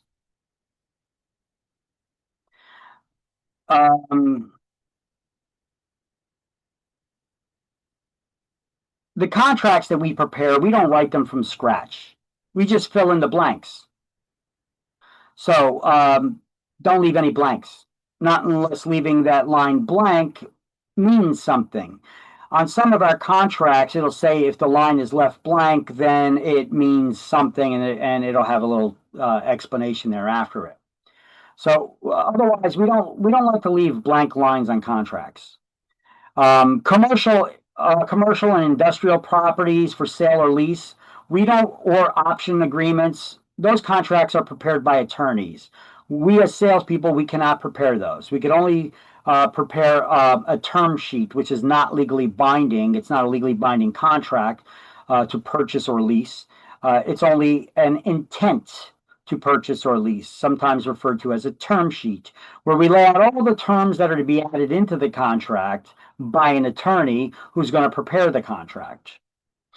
All right, see, a lot of this stuff now is just a recap of things that we've already gone over. Like contracts must indicate the business relationships with the parties named in them. You know, what agent is representing who.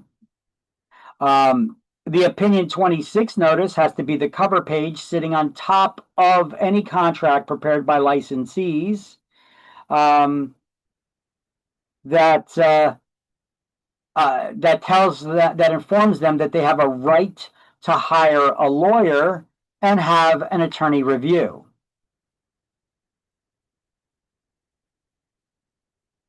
So New Jersey requires the following statement on the top of the first page of any sales or lease contract prepared by licensees that says this is a legally binding contract. Now, it says a little more than that. The phrase actually says this is a legally binding contract that'll become final within 3 business days. And during this period, you may choose to consult an attorney who can review and cancel the contract. All contracts prepared by licensees also have to disclose agency relationships with the parties named in the contract. That would be the section 29 of the contract. You know, we have a contract here in the book that starts on page 201. There's the opinion 26 notice. That's the cover page. And if you turn to page 202, you can see at the top of that page the actual contract here where it says, this is a legally binding contract. And there's that full phrase. Really, I'm getting a call from Acme, the Acme company. All right, so that phrase says a little more than this is a legally binding contract.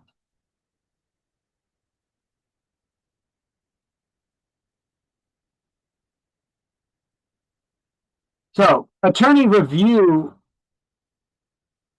how does that work? Well, many states do not actually have attorney review. Attorneys don't get involved in real estate transactions unless there's a problem with the transaction, except for commercial properties, of course, commercial, industrial, and option agreements.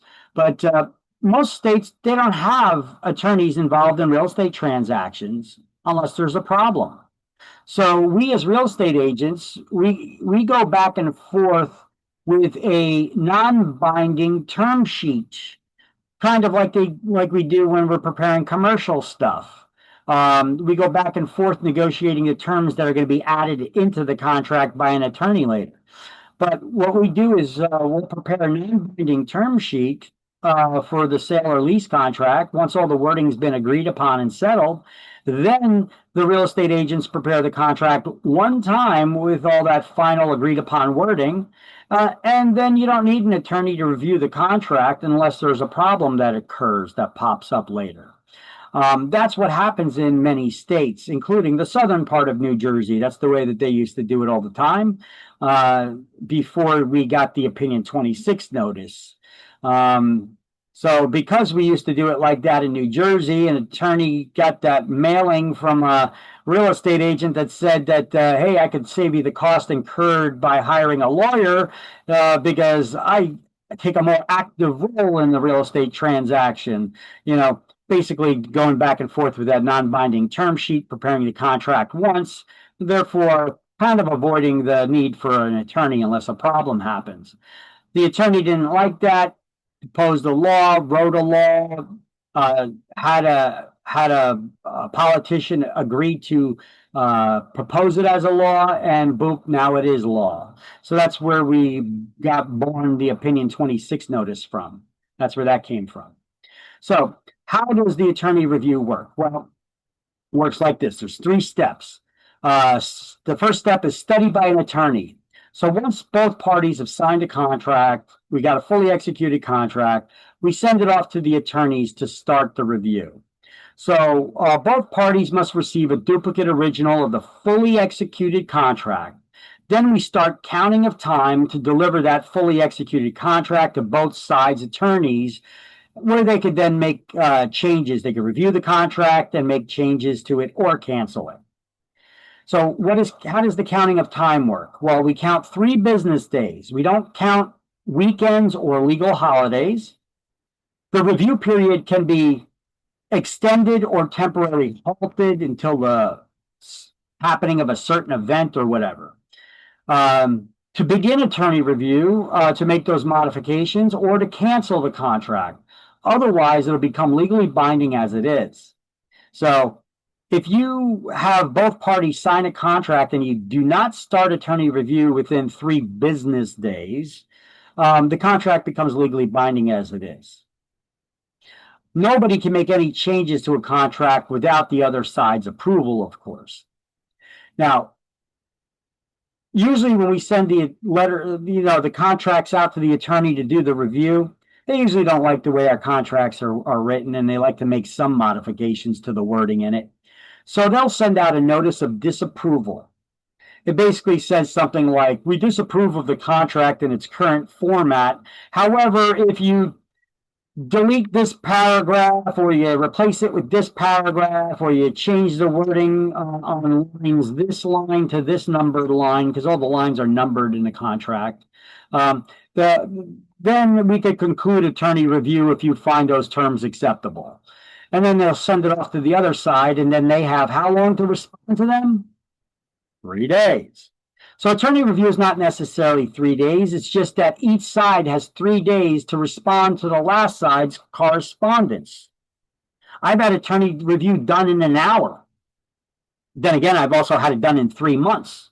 It's just that each party has 3 days to respond to the last correspondence, unless they agree to lengthen that 3-day period or pause it until maybe we get a bank approval because it's a short sale or something, and then we can continue with it from that point. These are the ways that attorneys can carry out the review period.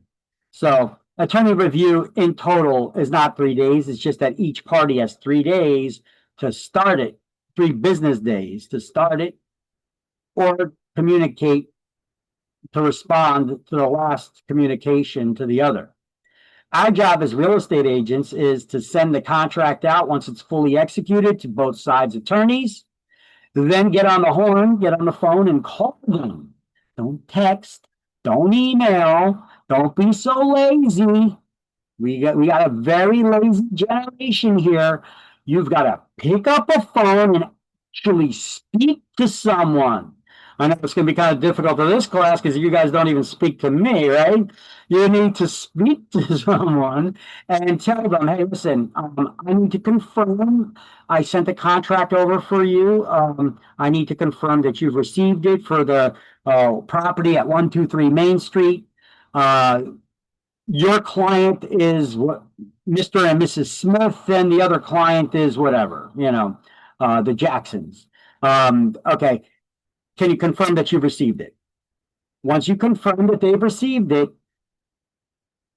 you make sure that you ask them to include you on all correspondence. I do that because when I send over to fax or email, I include a cover letter that says, who's your client, who's the other side's client, and all that. And then I say, please CC, include both agents, real estate agents, in correspondence during attorney review.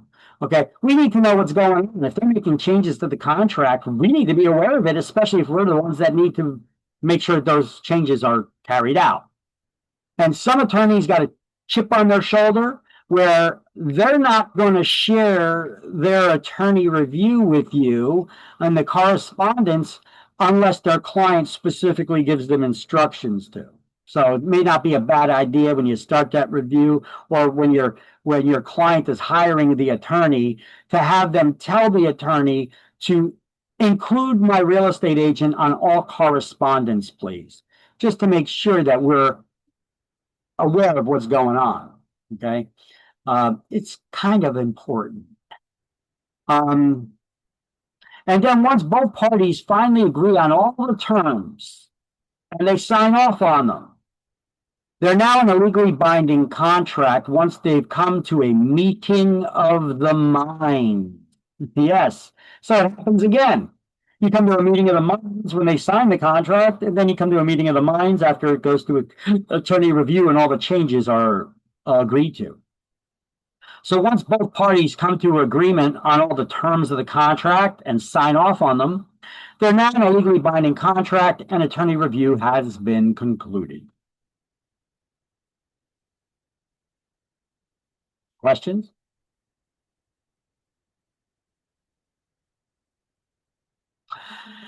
All right. Result of 1978, we need to provide to those buyers and renters that lead paint addendum and the pamphlet, and a 10-day opportunity to conduct an inspection for lead or waive that opportunity. There's a lot of contracts in the real estate business. Let's see, we have the listing agreements that started out. We have those exclusive buyer brokerage agreements, designated agency agreements, disclosed dual agency agreements, transaction broker agreements. Now, the sales contract itself has no official name to it. So don't get all high and mighty that whatever you call it, everybody else should be calling it as well. On page 216, we see that there's no official name for the contract. It goes by many names. Some people call it an offer to purchase, a contract of purchase and sale, an earnest money agreement, a binder and deposit receipt. It goes by many, many other names. You just call it the contract. So 216, offer and acceptance. A broker lists an owner's real estate for sale at the price and conditions that are set by the owner. We, as the real estate agents, should educate the owner by doing a CMA for them on what their property's value actually is, so they don't list it at some incredibly inflated, ridiculously high price.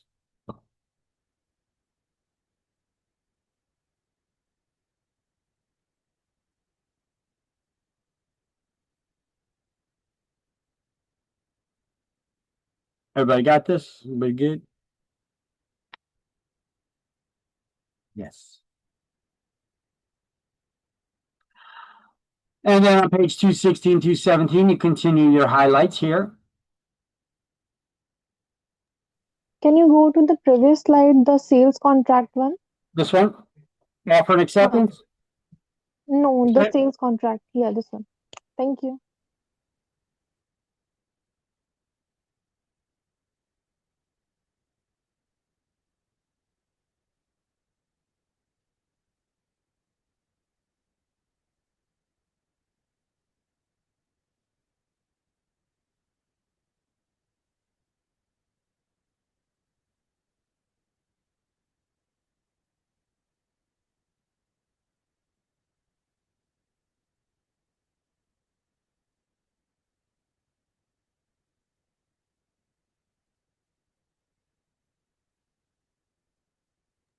Yeah, I got it. Thank you. Okie dokie.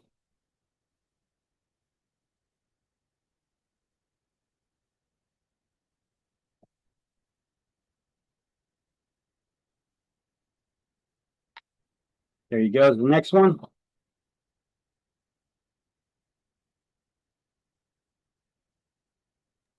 Yeah, we got it. This one. Got this one. Okay, then this one.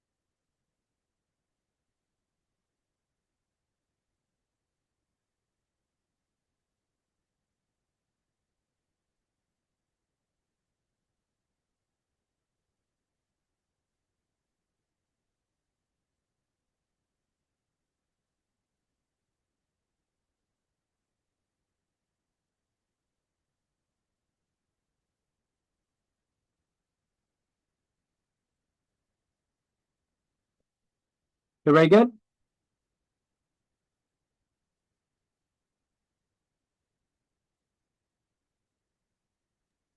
I need a minute. Sure. Just let me know when you're done.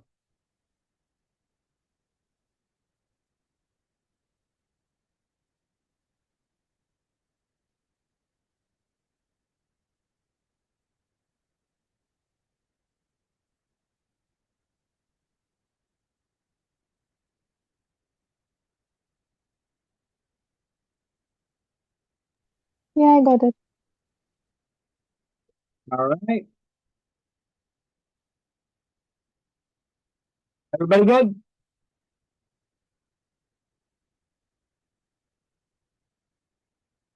Okay. Take your silence as a affirmative. How does offer and acceptance work in a real estate transaction? Now, the next slide we'll go over, I think we'll be highlighting how they got it, unless we already did. Oh, yeah, we already did. Highlighted in the book, but here's my explanation of it. A little clearer, little shorter to the point. One of the essential elements of a valid contract is a meeting of the minds where the parties to the contract are aware of and in agreement of all the terms of the contract. This is done by the process of offer and acceptance, also known as mutual assent. So, first, the seller lists their property for sale at an agreed upon price with their agent. A buyer makes an offer at the full listing price or perhaps another amount, which their broker then presents to that seller or their agent within 24 hours. The seller then either accepts the offer, rejects the offer, or makes a counter offer, which is basically a rejection of the offer with from the buyer, with the seller making an offer back to them, countering. If the seller makes a counteroffer, the buyer then can accept it, reject it, or counter it themselves. So they could go back and forth like this until one of the parties agrees to the final terms. And when they do, they've reached the meeting of the minds, and the offer is accepted pending attorney review. If it's still not a legally binding contract up until it gets out of attorney review, though. All right. So a contract, once in attorney review, can be canceled at any time, doesn't even need a reason to. Okay. You're not legally bound to anything simply because you agreed to the contract and signed it. Once you're in attorney review, you could cancel a contract. You don't even need a reason to. Okay. So sometimes people get it bent out of shape. They thought that they had some kind of standing at that point because their offer was killed. The contract was killed because another offer may have came in. And they're like, oh, but you signed the contract, they accepted it. Yeah, but it was at the attorney's in review. It wasn't legally binding yet. So we could cancel it for any reason or no reason. Right? So that's how attorney review works. Now, in contract negotiations, when we're making offers and they're going back and forth to each other, when is the offer considered accepted? When the last person who made an offer has been notified that it's been accepted. So, does the agent need to have it in writing? In contract negotiations, when we're going back and forth, when is the offer considered accepted? It's considered accepted simply when the last party who made the last offer has been notified that their offer has been accepted. Now, it's always a good practice to follow up with getting it in writing with all those changes and signed off by both parties. And you should do that. But for exam questions, for exams only, technically, the offer is considered accepted when their agents have been notified that it's been accepted.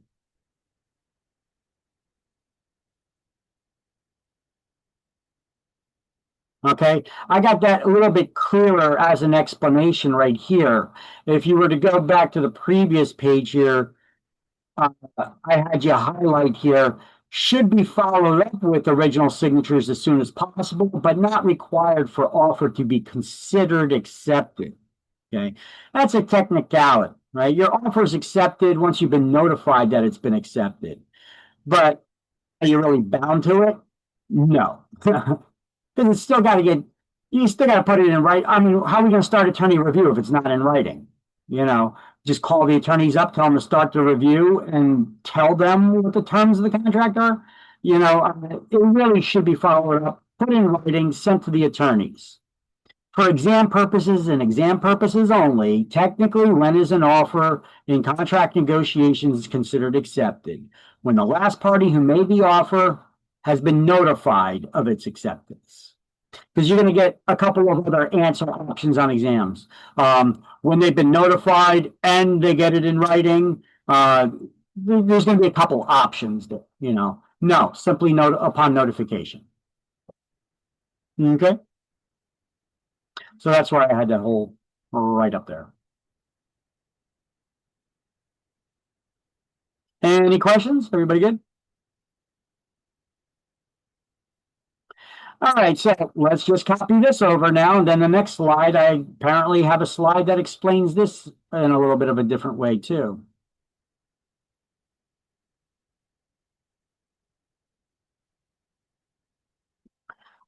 Well, let's take a look. Yeah, your earnest money deposit, also known as a good faith deposit.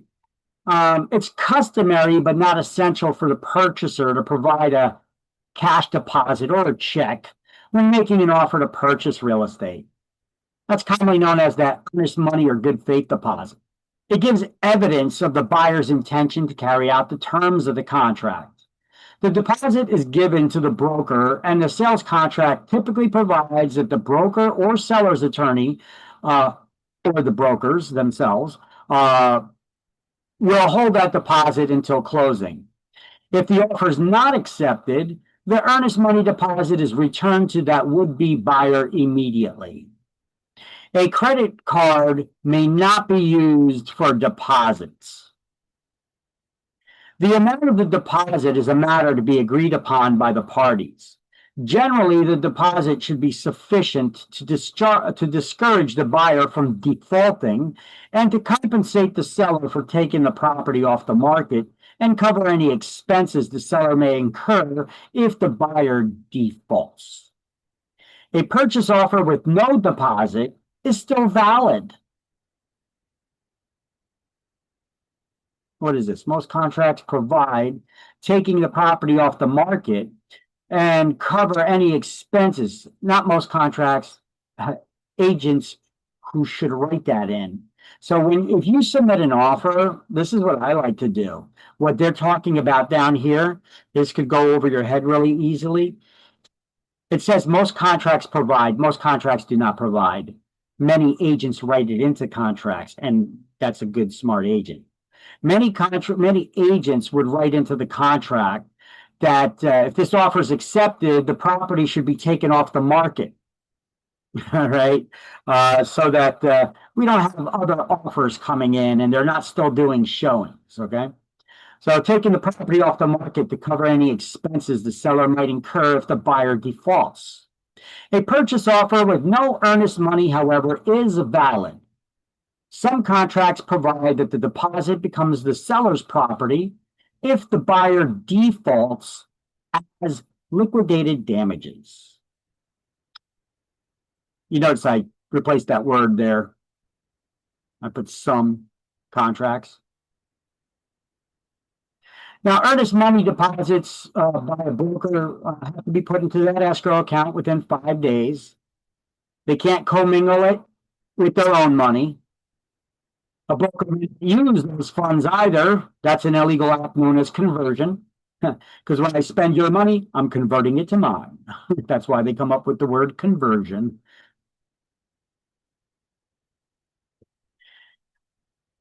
Now, deposits without any escrow deposit, without any good faith deposits, are they still valid? Yes, they are. There's nothing in the law that requires the buyer to make a deposit with their offer. However, it doesn't make your offer seem too strong. So if you're that agent representing the buyer and you're making an offer, you should make an offer as high as possible. You know, I got multiple offer situation going on right now on a listing that I have.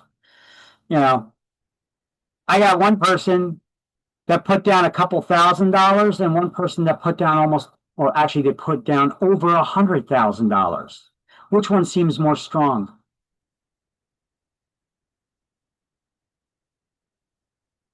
Which seems like the stronger offer? The one who put down, let's make up a number, $5,000, because I can't tell you the exact numbers of my contracts here. Which one makes it seems more strong to you? The one that put down $5,000 or the one that put down $110,000 as the deposit?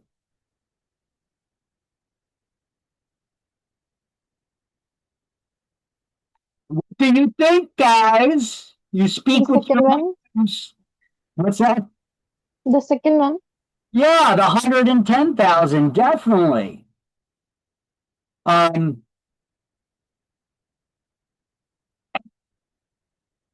how about this? Would you also take into consideration the strength of the offer if one of them waived inspection contingencies to get a home inspection, that this purchase is, well, we don't care about the condition of the property. We're going to purchase it either way. We're going to waive all inspection contingencies versus one that says, no, we still need to get the home inspection. Would that make an offer stronger? Yes. that Oh, makes- yes. Because look, deals get killed all the time after there's a home inspection because they found this wrong, that wrong, that wrong. And then they want the seller to fix this or concede money back to the buyer so that they could fix this and that and the other thing, thus bringing down really what the offer is, right? Deals fall apart all the time because of inspections and inspection issues, especially with first-time home buyers. Oh my gosh. If you were ever to read a home inspection report,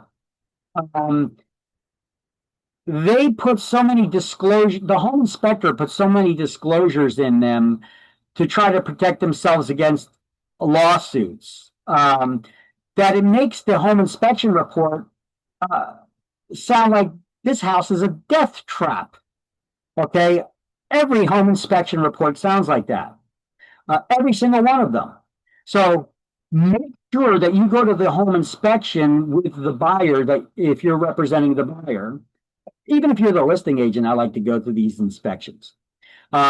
Because now you know what's coming, what to expect in that report, because you're there. And if that buyer's asking questions, you know what's going on. So if you're the seller's agent, you go to that inspection, you could be there for that inspection, hear what's going on, be like, yeah, this is an issue, but that's not really a serious thing. So you'll know that when that inspection report comes in, they shouldn't be asking for ridiculous stuff. You could just counter it with, well, your inspector said that wasn't a big deal, right?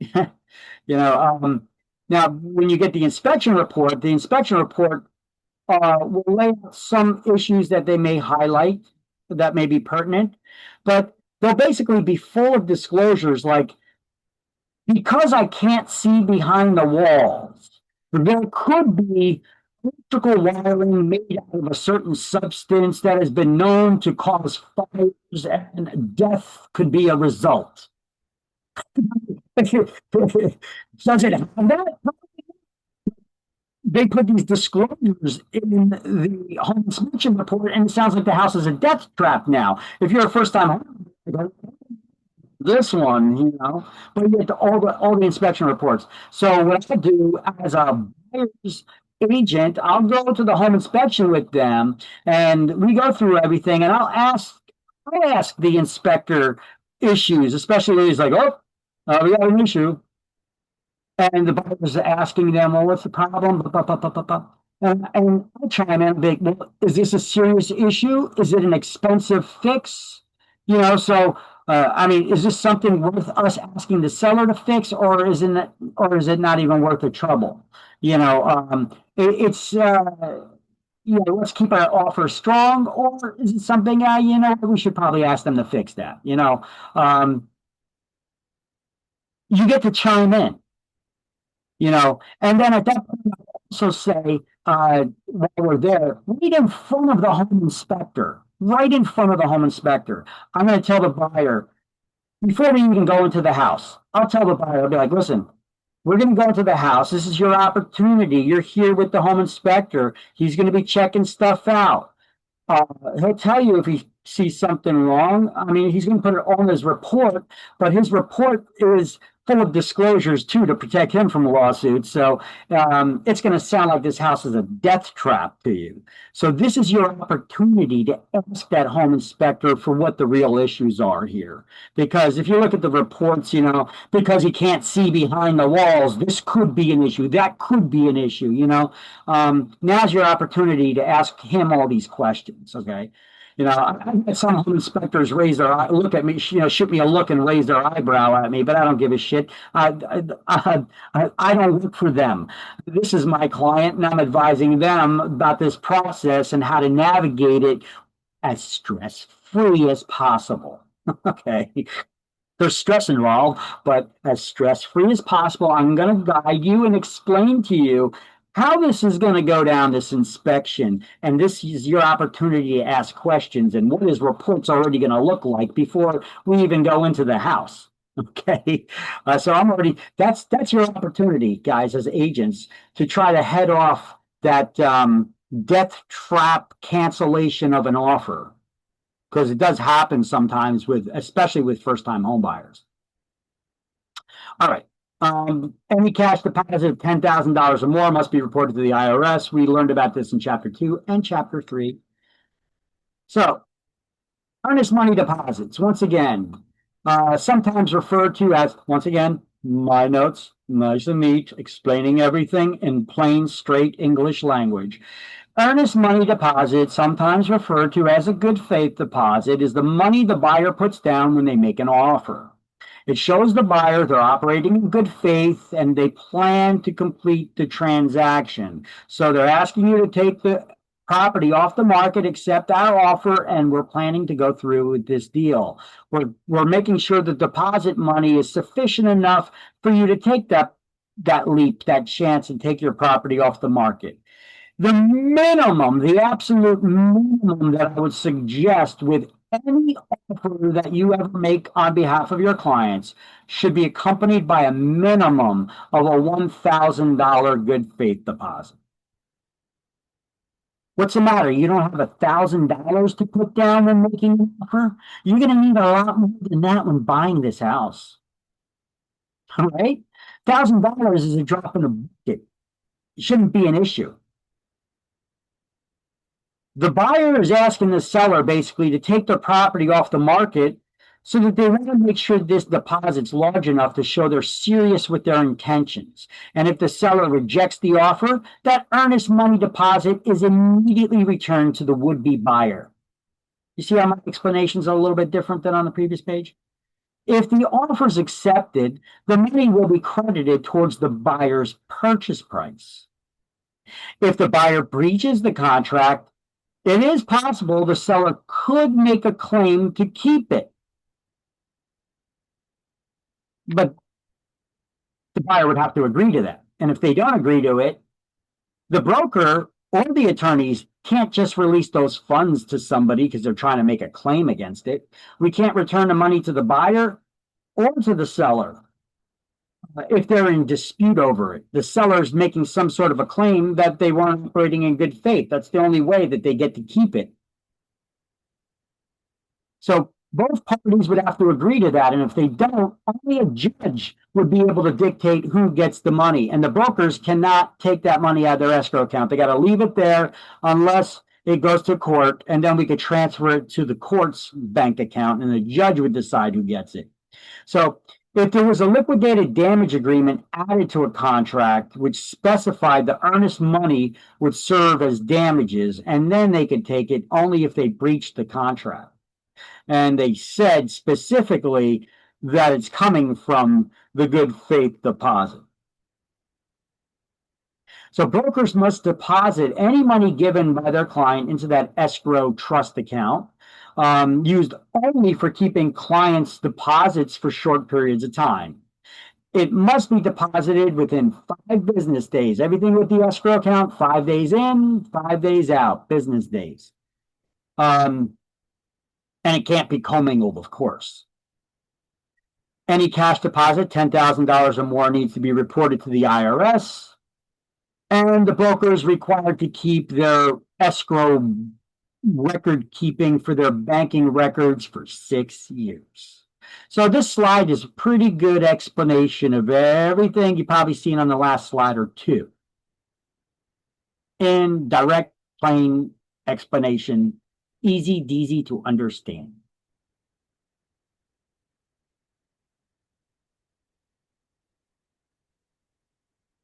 All right. The meeting of the minds, once again, not the first time you've seen this slide, the meeting of the minds. It's when the parties are in agreement on price, down payment, and financing method. That would be for the school exam. For state exam, they go with the wider explanation. That's when the parties are aware of and in agreement on all the key points, the major points of the contract. A kickback.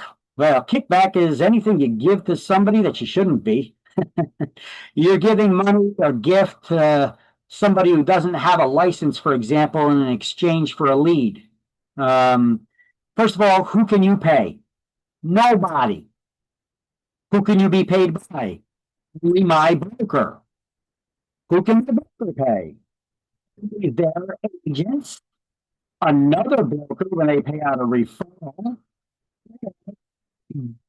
Of a primary residence, we could give them a rebate in the form of a credit or check at closing. All right. And that's it. When you give out closing gifts to people, keep the value down. I say keep it around $25. I mean, it could maybe be up a little bit more than that, but don't go crazy where it can be in any way interpreted as being a kickback. Okay.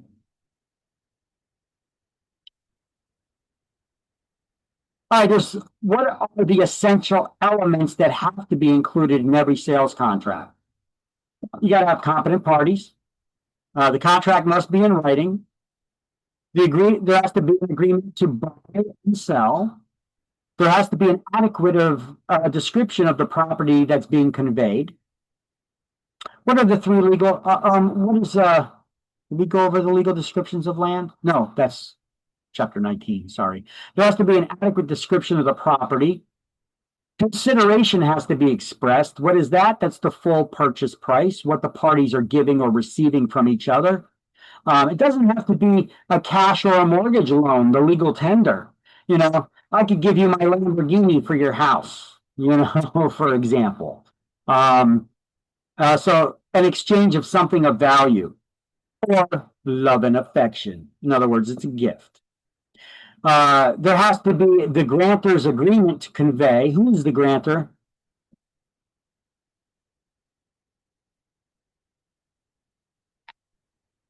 Who is the grantor in the transaction?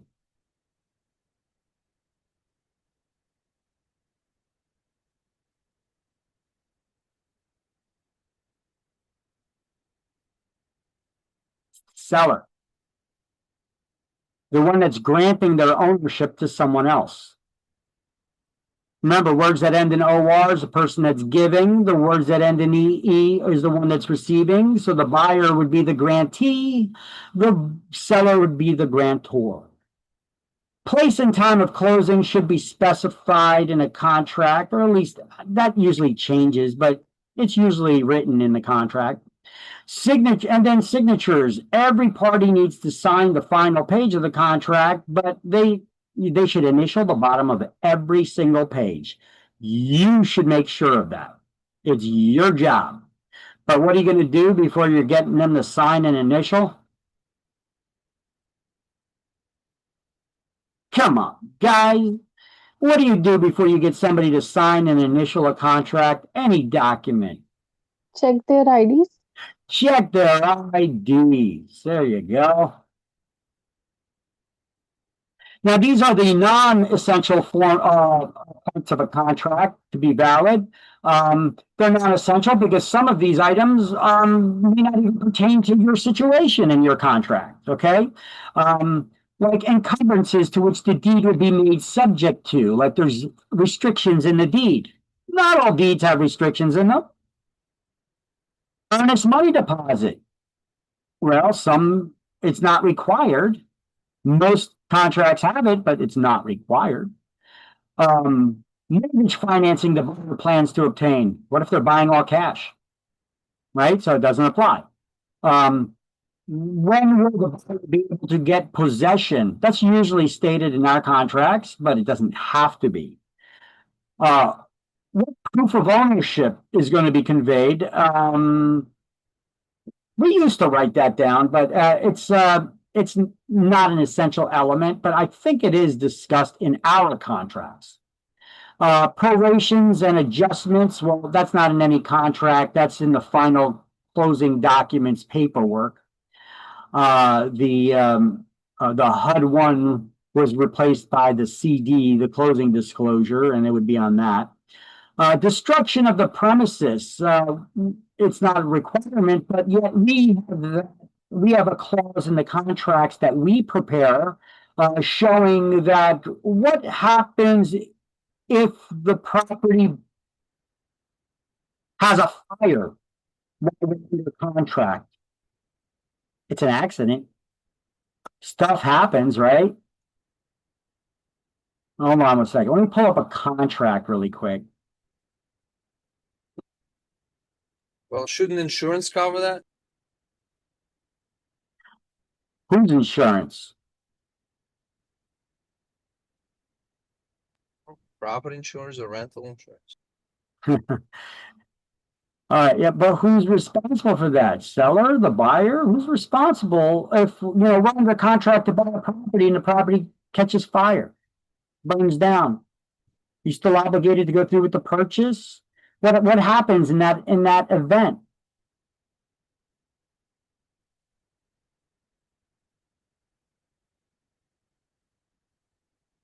Here's a sample sales contract that we actually use. This is the opinion 26 notice, which would be the cover page. Can everybody see this now? Can you please tell me, because I can't see you? I don't have your cameras on me right now. Yes, Okay. you can see. So you got the opinion 26 notice here. This is the cover page of any contract we prepare. Now, let's see this is the contract. It has a table of contents. Let's go through the table of contents so we don't just go searching through the whole thing.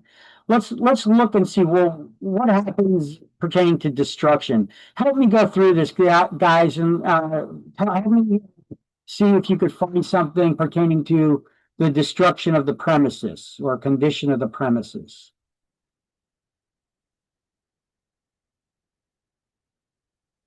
If you could find what section it is.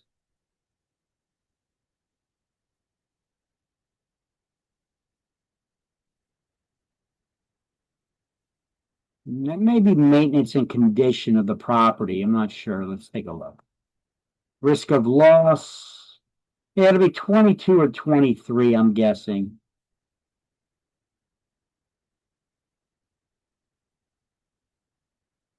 Yeah, okay. So let's go down to section 22 and 23 and check them out. You see how every line is numbered on the sales contract? And there are sections like this one, party and property description. Look, section 1, the table of contents, parties and property description. So we're going to go down to section 23 and 24 and check them out and deal with risk of loss and maintenance and condition of the property. So 22 and 23. Let me try to get down there. Let me, where's the page down on this freaking laptop? No, that's not it. We got to shut off the number. 22 and 23.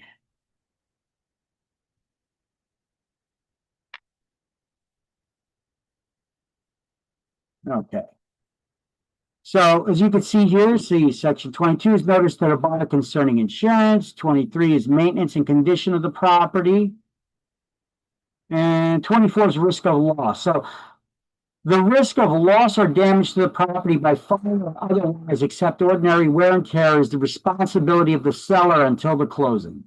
Okay, so at least we have some kind of issue there discussing what happens in that event, so there's not an argument.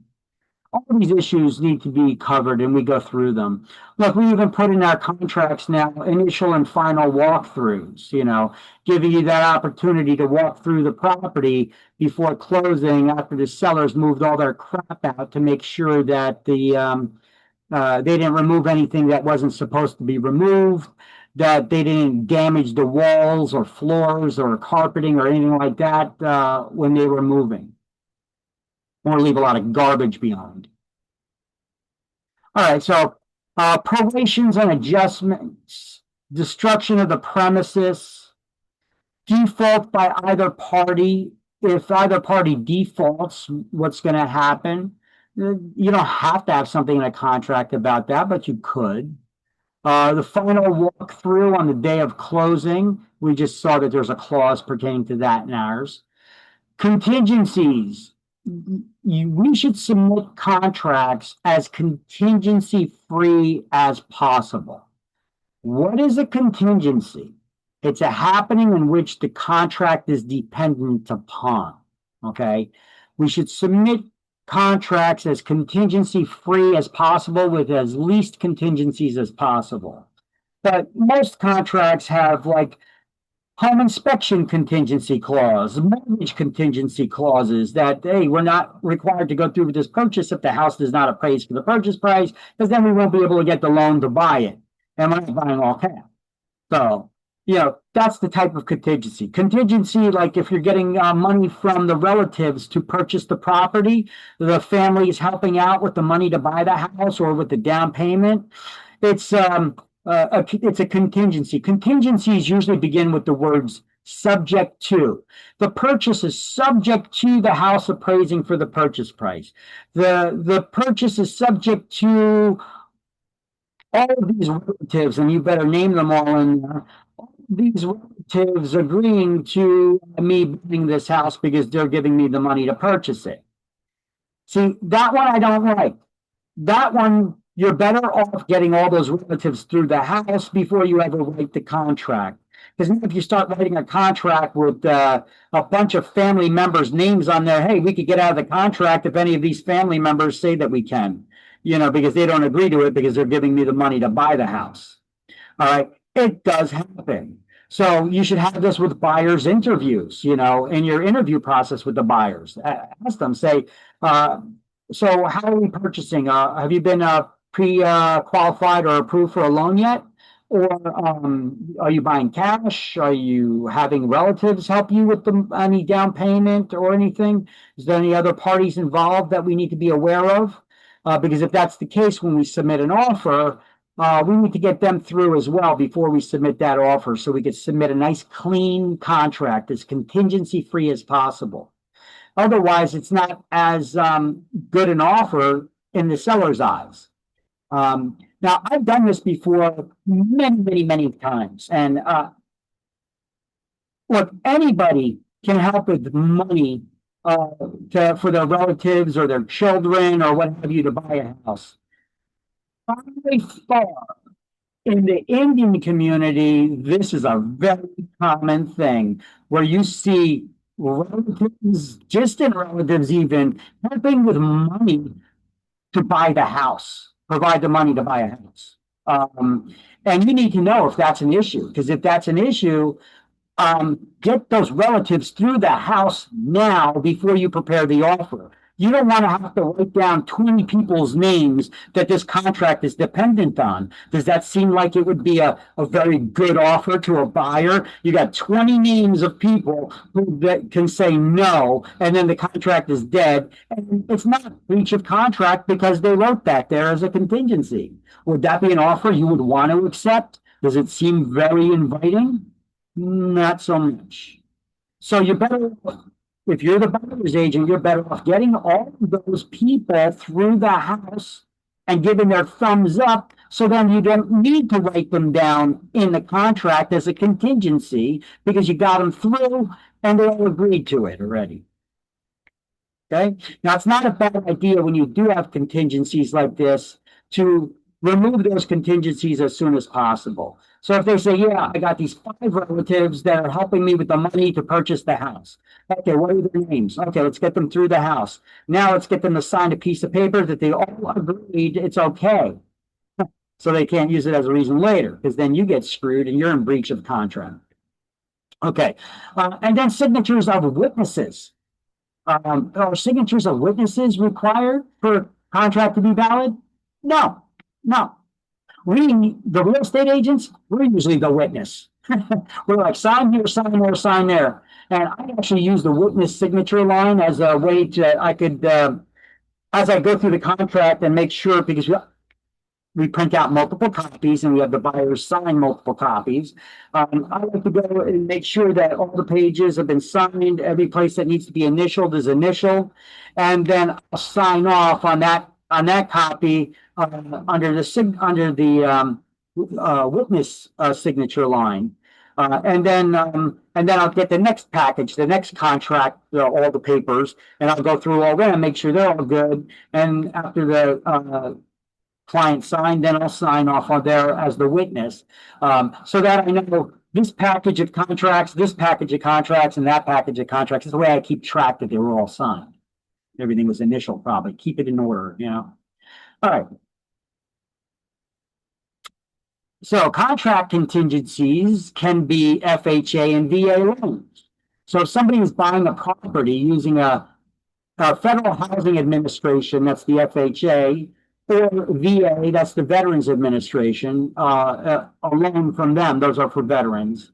Both of these types of loans require an addendum be added to the contract that says that if the house does not appraise for the purchase price, the buyer can get out of the contract without penalty. Okay, so there's a contingency that needs to be added to the contracts by law when the buyer is purchasing using an FHA or VA loan. If the purchase is subject to an engineering report. If we have an escape clause, that's a contingency. What is an escape clause and who does it protect?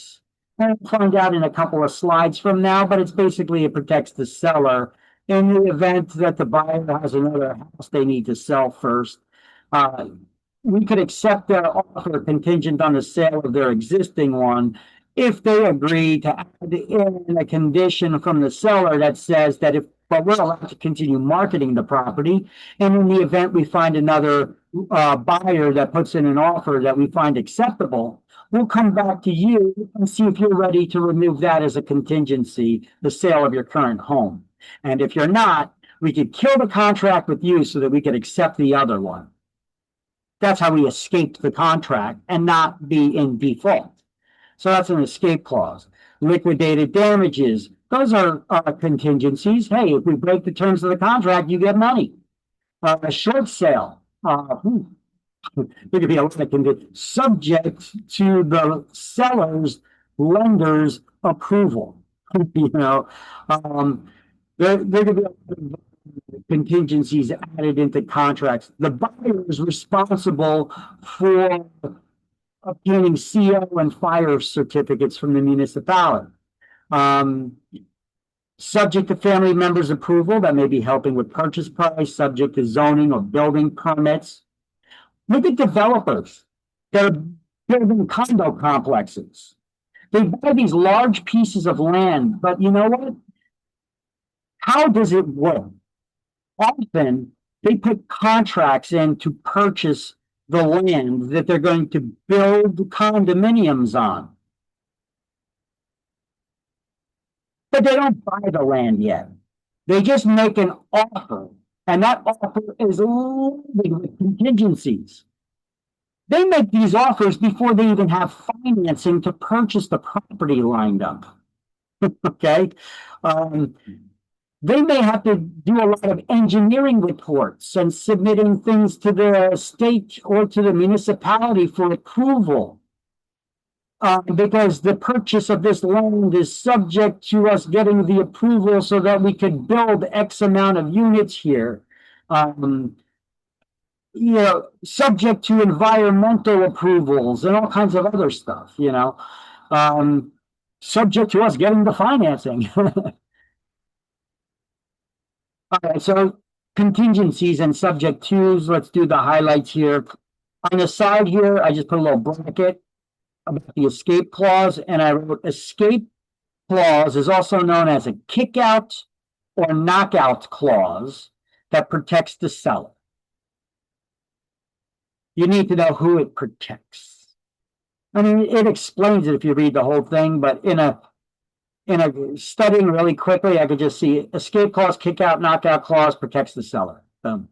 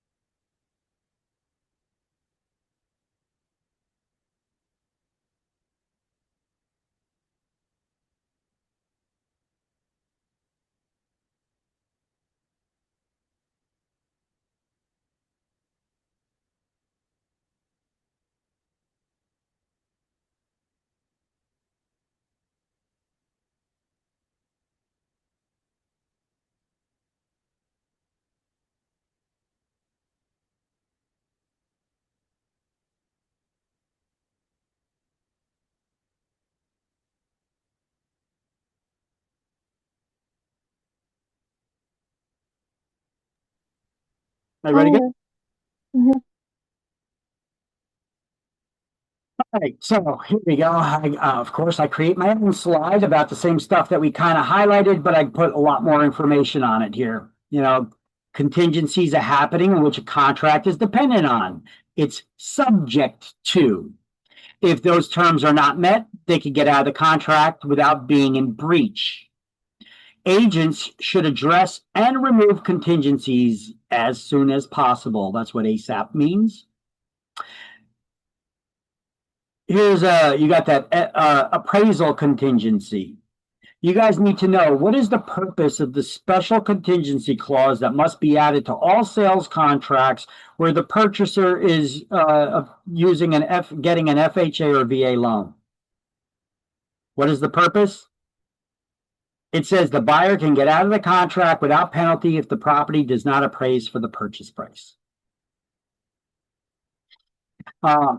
Subject to a home inspection by a licensed New Jersey home inspector. So we need to make sure that they're licensed. Remember, I told you to go to that Department of Consumer Affairs. Here we could click on this. Oh, this is a little bit of a different link. Does that take us to the same space? Yes, it does. Look at that. Hey, takes us to the DCA website. And then we could search the home inspector license and check and make sure that they got we put in their license number or their name. Hello. Oh, here we go. Database was kind of slow on the state side there. And then you could see if they have an active license or not. It's subject to the buyer getting approval for a mortgage loan. Approval by family members who are helping with the money to purchase the house or with the down payment or the closing cost or what have you. If the purchase is subject to the sale of the buyer's current home, we'll just call that a buyer's home sale contingency. There's even an addendum that I think you could find in the contract form system, the digital contract form system at njrforms.com. An escape, kick out, or knockout clause. Expiration of the buyer's lease, because they may not be owning a home, but they may have a lease. Where are they living now? Maybe the landlord's not letting them out of the lease. So the purchase is subject to the landlord letting them out of the lease or the expiration of the lease. Hope it's not, I hope you didn't just sign it. It's a whole year from now. The buyer may be like, no. So if you put in there subject to the expiration of the buyer's lease, you better put in there, when is it expiring? You know, is it a month? Is it 2? Okay, that may be acceptable. Use of a permit use, what the property can be used for the zoning, subject to getting a building permits to do the construction that they want to, or subject to third-party approval if it's a short sale, bankruptcy, or estate sale. Liquidated damages on page 219. If you did not go to 219 earlier, let's do it now. On page 219, highlight liquidated damages are an amount of money agreed to in advance by the buyer and seller that serves as compensation if one of the parties does not live up to the contract. Now, I know the slide that I had earlier discussed a couple more things than that. So let me go back in the slideshow. The liquidated damage agreement. Try to switch.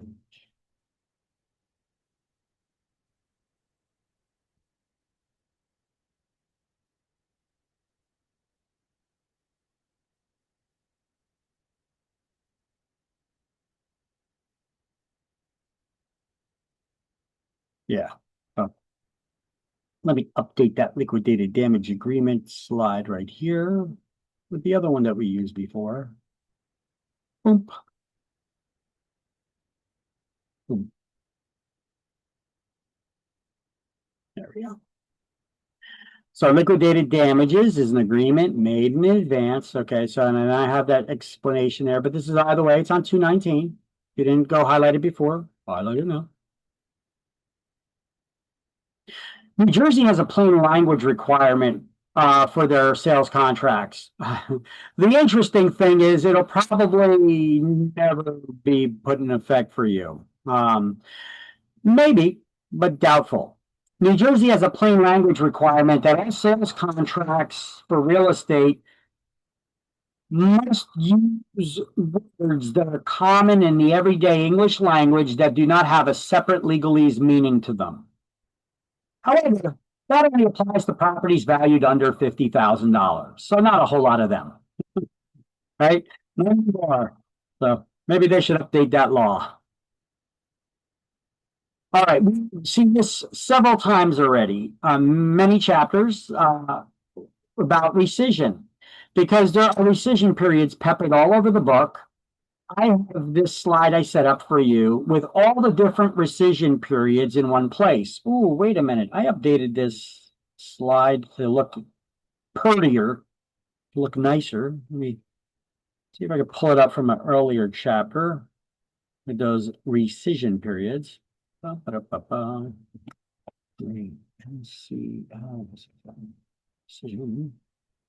Nope. Nope.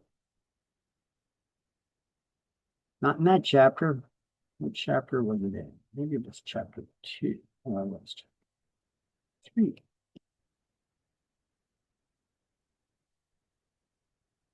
There. I got a prettier looking version of this.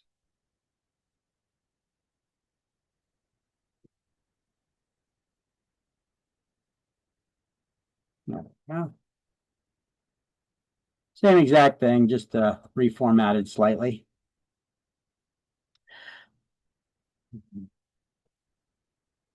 All right.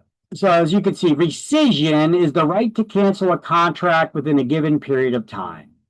And here are the different varying rescission periods. They all deal with new construction, except for the last one, which deals with both new construction and the resale of existing properties. There's a 7-day right of rescission for out-of-state properties sold to New Jersey residents, like with timeshares and such. There's a 7-day right of rescission for new large developments in state. Large developments are 100 lots or more, or if it's less than 100 lots, but not less than 10 units, and there's common area elements involved, like with condos. There's a 7-day right of rescission for those, for the new construction. There's a 5-day right of rescission for new construction. It could be for just one house. That's new construction for the discovery of off-site conditions, something not on the property, something down the block. And there's a 3-day right of rescission. That's the attorney review period, basically, for resale and existing properties and new construction. Now, for loans to buy real estate, actually, we have it first here, refinancing. There's a 3-day right of rescission for loan contracts for refinancing property that you already own. You have a 3-day right of rescission. After you sign the paperwork, you have 3 days. You can still back out of it. However, loans to buy real estate, to acquire real estate, there is zero, no right of rescission. Once you sign those loan documents, you bought it. All right, so there's no right of rescission afterwards. Can't cancel after you sign the loan papers to buy real estate. Not clawing back that money that you gave to the seller, to the real estate agents for their commissions, to everything else. It's not feasible, so it's not going to happen. All right, so purchase money mortgage, no right of rescission applies to mortgage loans that is used to purchase real estate. However, borrowers have 3 days to cool off, that is to cancel a loan if the loan is for refinancing property. That's on page 220. Newly formed interest communities in New Jersey, such as condos, co-ops, and subdivided property, the purchaser may rescind the sales contract for any reason within 7 calendar days after signing. And that only applies to new construction. That's what they mean by this does not apply to resales. No right of rescission applies for resale properties, just the new construction.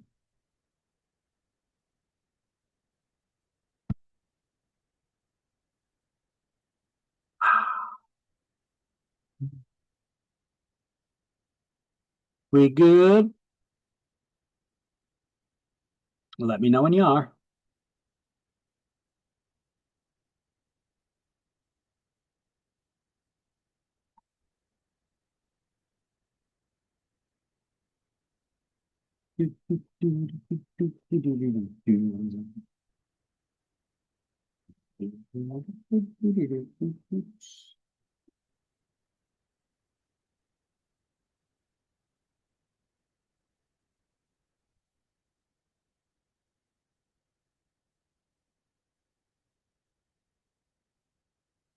Everybody done?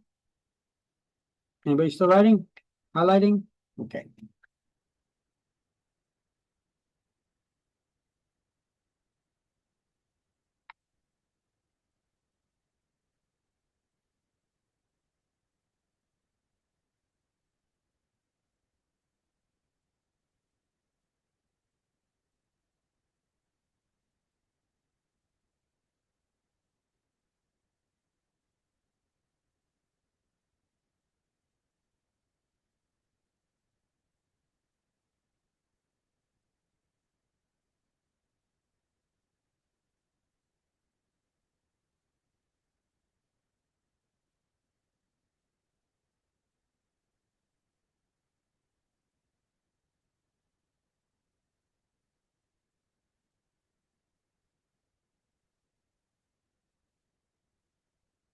Good?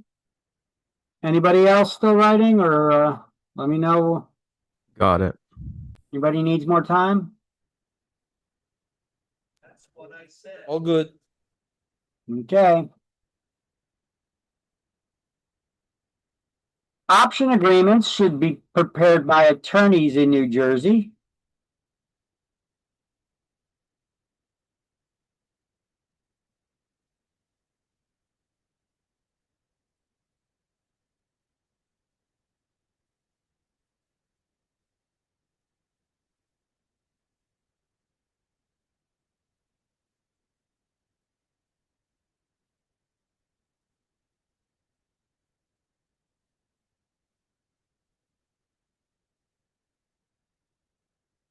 Like a lease with an option to buy, for example. Any unilateral contract where one party's obligated to do something and the other has an option, they need to be prepared by attorneys. That's what that is. Land contracts. Okay, this is something new. Let's just do the highlight here, and the next slide, I got a much better explanation.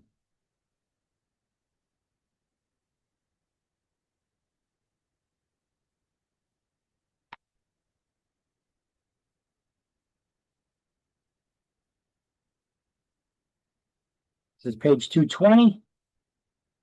Land contracts. The last thing you'll highlight in this chapter, and I'll have a better explanation on the next slide, though. Okay. So, do not confuse a land contract with a ground lease. This is something we didn't learn about ground leases yet. We're going to learn about them in the next chapter. But often people confuse land contracts with ground leases. A land contract, simply put, is a type of seller financing, sometimes also referred to as an installment sales contract. It's like a lease to own, right? Where the buyer makes payments in installments and waits for the deed. The owner does not give you the deed until you've paid them off the agreed upon amount that you need to pay them. Maybe you got to pay them all of the property off, or maybe you pay only up to a certain amount and then you get financing after that. Whatever the agreement is. The owner doesn't give you the deed. They don't turn over the ownership to you of the property until you paid off the full amount owed. Okay. So the owner doesn't turn over the deed to the buyer until the full purchase price or an agreed upon amount has been paid. Until the buyer pays off the full amount, they do not get ownership. However, they do have a financial interest in the property through the payments that they've been making towards that purchase of the ownership, called equitable title. Title means ownership. Equity is value that you have built into the ownership. So you've been making periodic payments, building up equity in this property. So you have something called equitable title. So even though you don't own the property yet, you still have a financial interest towards the ownership. So you're more than a renter, less than an owner at this point. If you stop making payments for whatever reason, they can't evict you like a tenant because you're more than a tenant. You've been making payments towards the purchase. However, it's easier to get you out than foreclosure. So it's kind of a type of seller financing where the seller doesn't want to have to foreclose on you if you stop making your payments. So instead, they offer you a land contract where they agree to sell you the property, where you're going to make installment payments to them, but they're not going to give you the ownership until you finish paying them off. That's the difference between a land contract and your typical seller financing. It is a form of seller financing. It's just a little peculiar. So if the buyer fails to continue making payments, the seller does not need to go through the hassle of foreclosure because the buyer doesn't own the property. But it's harder to get them out than a simple renter with eviction. The word T is defined as the difference between the market value of a property and what is owed on it. It's built-in value, and equity can be built in several ways. through periodic payments, paying down the debt, or the market value is rising because real estate markets fluctuate. Property values go up, they go down over time. Or by doing improvements, you could force an increase in the value, therefore increasing your equity, the value of the property versus what is owed on it. Okay, so those are three ways that you could increase equity, raise equity on a property. Paying down the debt, just market values fluctuating, using it as a, what do you call it? Using inflation as a hedge, or doing improvements, forcing that increase in value. Okay? You'll get something on exams about land contracts. So if you haven't yet, you may want to snap a picture of this slide. It's pretty good. All right. 10, 9, 8, 7, 6, 5, 4, 3, 2, 1. All right. Here's some resources when preparing a sales contract. You probably have multiple windows open on your computer. One is NJR Forms, or you could go to njrealtor.com/zipform. njrforms.com is a domain name that I bought that points to this domain. It's just easier to remember, so that's why I got it. New Jersey Realtor Forms, boom, njrforms.com. That's that electronic contract form system through ZipForm that we get as part of our membership in the State Association of Realtors. We get ZipForms for free. Open the tax records for the property in the MLS usually. You're going to need to have the tax record open to get some of that information to add to the contract. Print the MLS listing out, or have it open in another screen so that you could copy and paste stuff over from one to the other. We're going to need to open up the Real Estate Commission's website, because the law now requires, for several years now, the law requires that real estate agents in New Jersey must put their license numbers in the contracts that they prepare, as well as their brokerage license numbers. Okay. And I bought a couple of domain names that I point to the state's long-winded domain name that you'd have. There's no way for you to memorize it. It has capital letters, lowercase letters, underscores, dashes, and it is case sensitive. So I bought these domains that point to it. njreclicense.com or njrealestatelicenssearch.com. Either one of these points to the same place, which is the Real Estate Commission's website, where you could search for the license. You could put your name in there. If you didn't memorize your license number, you could put your name in here and look it up. Okay, or your brokerage's license number, etc. Other company's license number. We can also look up individual agents' license numbers through njrealtor.com/license, and we could also look up your realtor ID. We call that the National Realtor Database System number, or NRDS number.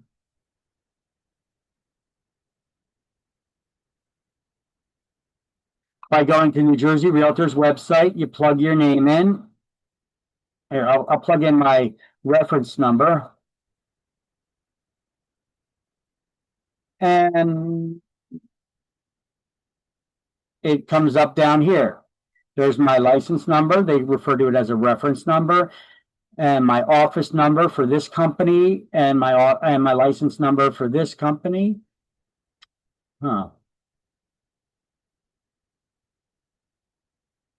Oh, maybe it doesn't even give you your NRDS number. Look at that. Figured they would. Oh well.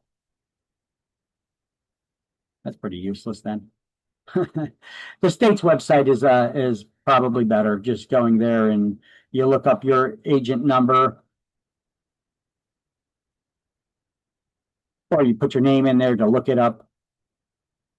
You find your brokerages and you get more information, you know. So my brokerage license was just renewed till 2027. I was first licensed January 20th, 2024. This particular brokerage, I opened it. It was first actively licensed in 2010. That's when I opened it.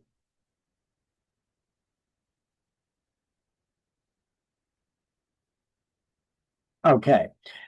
Pre-qualification or pre-approval, proof of funds letter.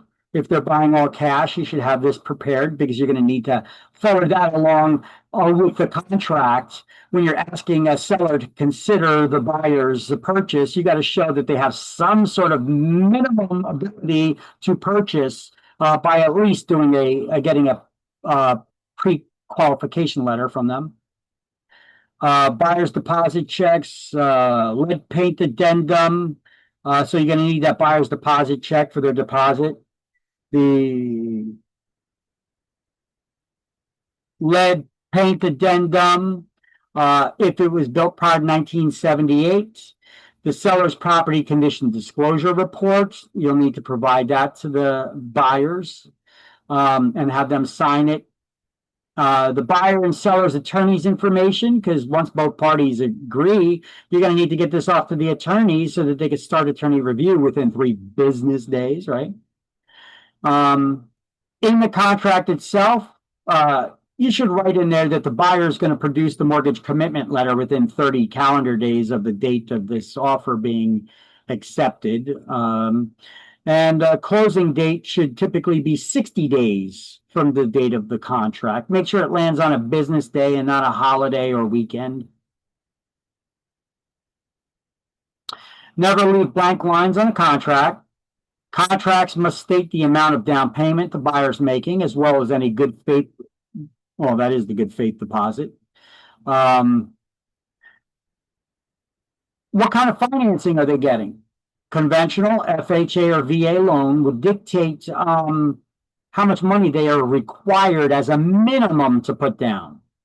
So that if you got that mortgage pre-qualification or pre-approval letter from them, it should state on there how much money the buyer needs to put down for this loan. So now you know, based on whatever purchase price offer you're making, that you could do the calculation. If it's if they're purchasing a property for, let me pull out my calculator. If they're purchasing a property for $390,000 and they got to put 20% down, we're going to times it by 20%. That's $78,000 the buyer needs to put down. If they're getting an FHA loan, the minimum down payment requirement is 3.5%. But make sure you ask your buyers because maybe they're willing to put more down. So this is the minimum, the absolute minimum they need to have to put down. So let's just say times 3.5%. That's $13,650. Much more affordable, these government insured loans, right? Or if they're a veteran in the military, no down payment requirement is required at all. It's as if, because the VA guarantees 25% of the loan, it's as if the veteran put down 25%. So these are typically 100% financing loans, unless the veteran's going to put some money down. Now, a concession is something when you concede, like when we have elections. We just had an election yesterday. Everybody go vote. When you concede an election to your opponent, you're basically conceding the fact that you've lost. You're giving up officially. Okay. So the same thing happens when we say a seller's concession in real estate. When a seller is conceding something, they're giving something up to the buyer, like money towards the closing cost or towards repairs.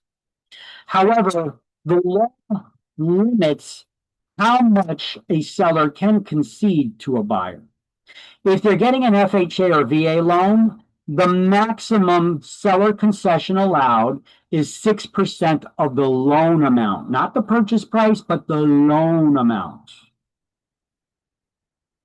You guys are writing this down somewhere, right? And in the conventional, or snapping a picture of the slide or something.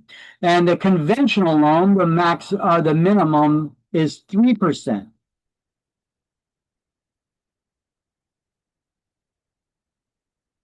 Okay, closing costs. The buyers are also going to need to pay closing costs. It's guesstimated that the closing costs are typically between 2 to 3% of the purchase price. What does your closing cost consist of? Well, building funds for the coming year's expenses for homeowners insurance and taxes, if they're included in the mortgage payment. So around 2 to 3% of the purchase price, estimated.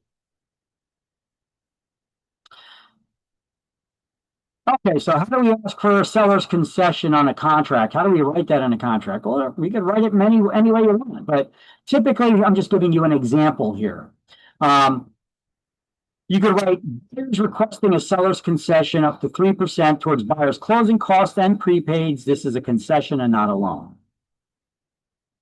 If it's a short sale, you can write, this is a short sale, purchase price and commission subject to third-party approval.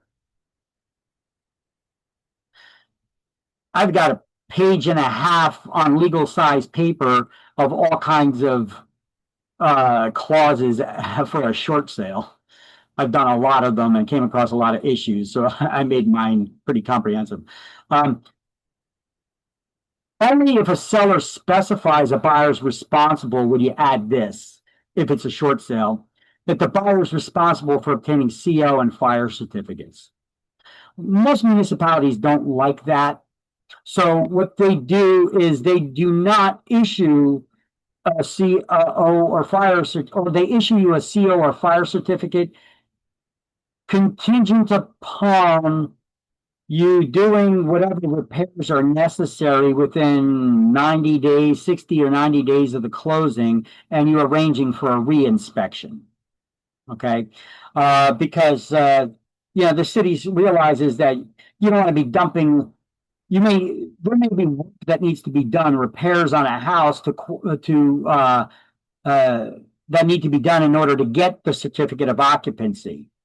And they don't expect a buyer to do work on a house that they don't own yet. So if this is the situation, some municipalities may give a conditional CO to the purchaser contingent upon them doing the attached list of repairs that need to be done within 90 days of their closing and getting a re-inspection and all that. Okay. Now here's a good example, a way to write down if a buyer is purchasing a property, but it's subject to the sale of their current home, the buyer home contingency clause, they could write that purchase subject to sale of buyer's current home, then give the address, which is currently under contract with an anticipated closing date of, and then give it, that. Okay. Subject to the relatives.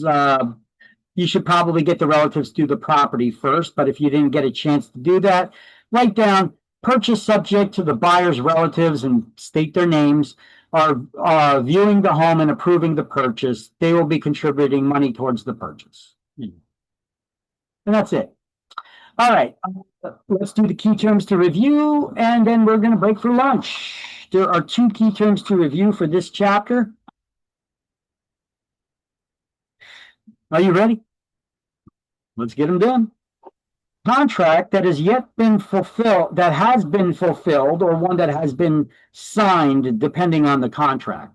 What do you call a contract where all the terms of it have been fulfilled, or one that has been signed? Executed contract. 12 is A, executed contract. Buyer's deposit, purchase contract. What do we call that buyer's deposit?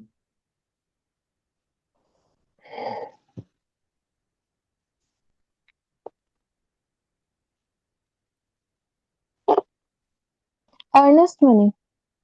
It is an earnest money deposit. 9 is B. Contract with a promise by each party. Both parties have to do something.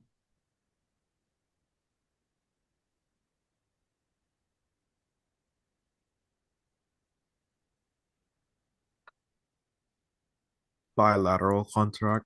It is a bilateral contract. 2 is C. A contract set down in so many words.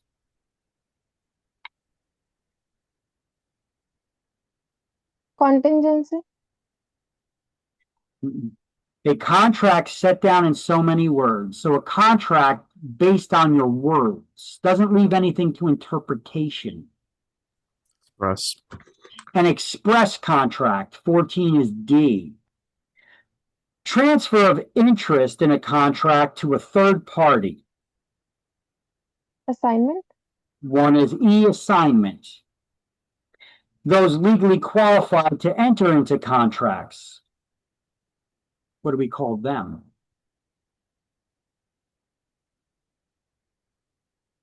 Competent parties. They are a competent party. 4 is F. Protections for the seller when the buyer has another house to sell.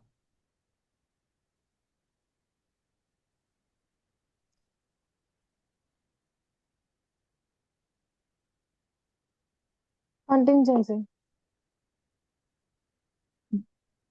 There's a specific name for this one. A protection for a seller when the buyer has another house to sell. Actually, it goes by several names, but there's one listed here.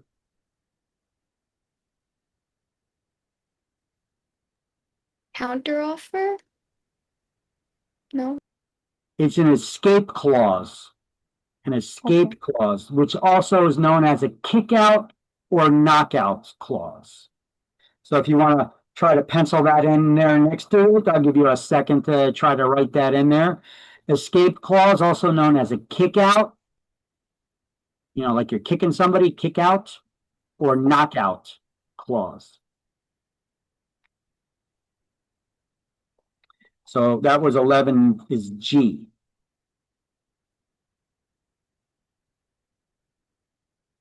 Something of value given in exchange. Consideration.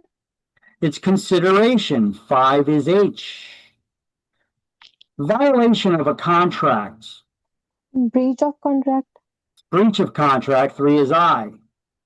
Interest acquired by a buyer with a land contract.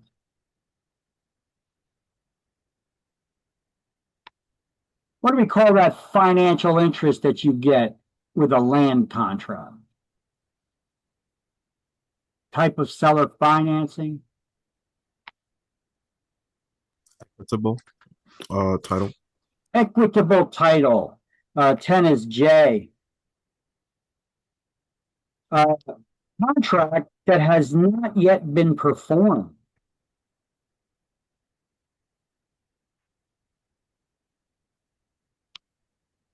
Executor. Executory contract. Yes, 13 is K. Tory meaning still in progress. Offer return to offeror with changes by the offeree. Counter offer. A counter offer. Very good. 8 is L. Contract not put into words, but shown by one's actions rather than their words. Implied contract. It is. 15 is M, an implied contract. A certain happening in which a contract is dependent upon. Land contract. Contingency. A contingency. 6 is N. An agreement between two parties to perform some legal act. Contract. Yes. 7 is O, a contract. Agreement under which the buyer makes payments in installments and then they wait for the deed. Land contract. It's a land contract. 16 is P, also known as an installment sales contract. So you may want to pencil that there underneath land contract, installment sales contract. It also goes by that name. Okay, keep terms 2. Mhm. Return to the status quo, which means returning to the way that you started, to the norm.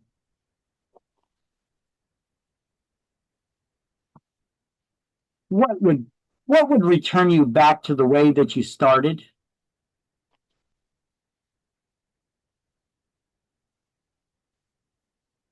This is a little weirdly worded, but rescission. Rescission of a contract, right? Is cancellation of a contract. You're pulling back the contract, you're returning to the way you started without a contract. It's kind of a stupid explanation the way they wrote it. 6 is A.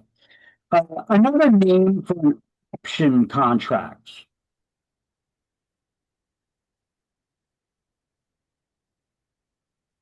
What kind of a contract gives you an option to act or not? One party's required to do something, the other has an option to. Void contract. Voidable contract? Mm-mm. Unilateral. A unilateral contract. It's a one-sided agreement of promise. Uni meaning one. One party's required to do something, while the other has an option to. So another name for an option contract 12 is B, the unilateral contract. A law requiring certain contracts be in writing.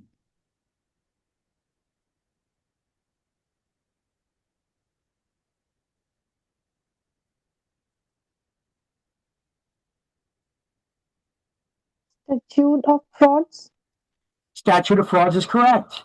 To prevent fraud, it should be in writing. So 8 is C. Contract that is binding, but one party may disaffirm it. Voidable contract. A voidable contract, 15 is D. A sum agreed upon to serve as damages in case of future defaults. This sum is agreed to in advance. Liquidated damages. Liquidated damages, 1 is E, as in Edward. The process of reaching a meeting of the minds is also known as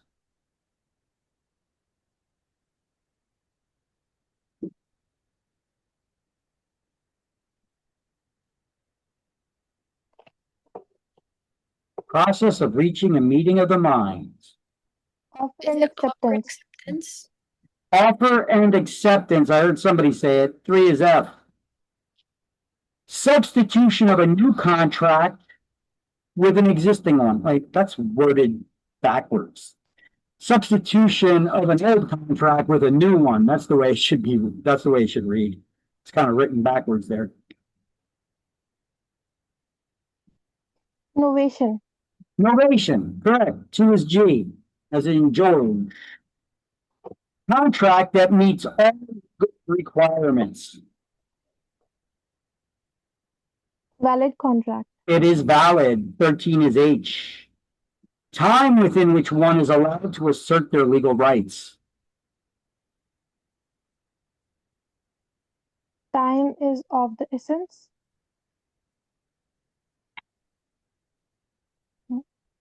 Specific performance. I'm sorry? Specific performance. No, no. Okay. The time within which one is allowed to assert their legal rights before they expire.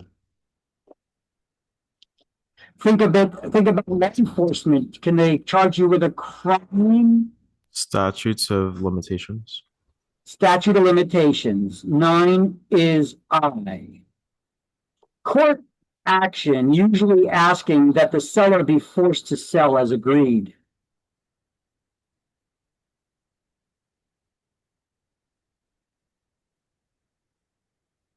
Specific performance. 7 is J. Convention that written contracts override spoken promises. Parole evidence rule. 5 is K. Contract that does not meet all legal requirements.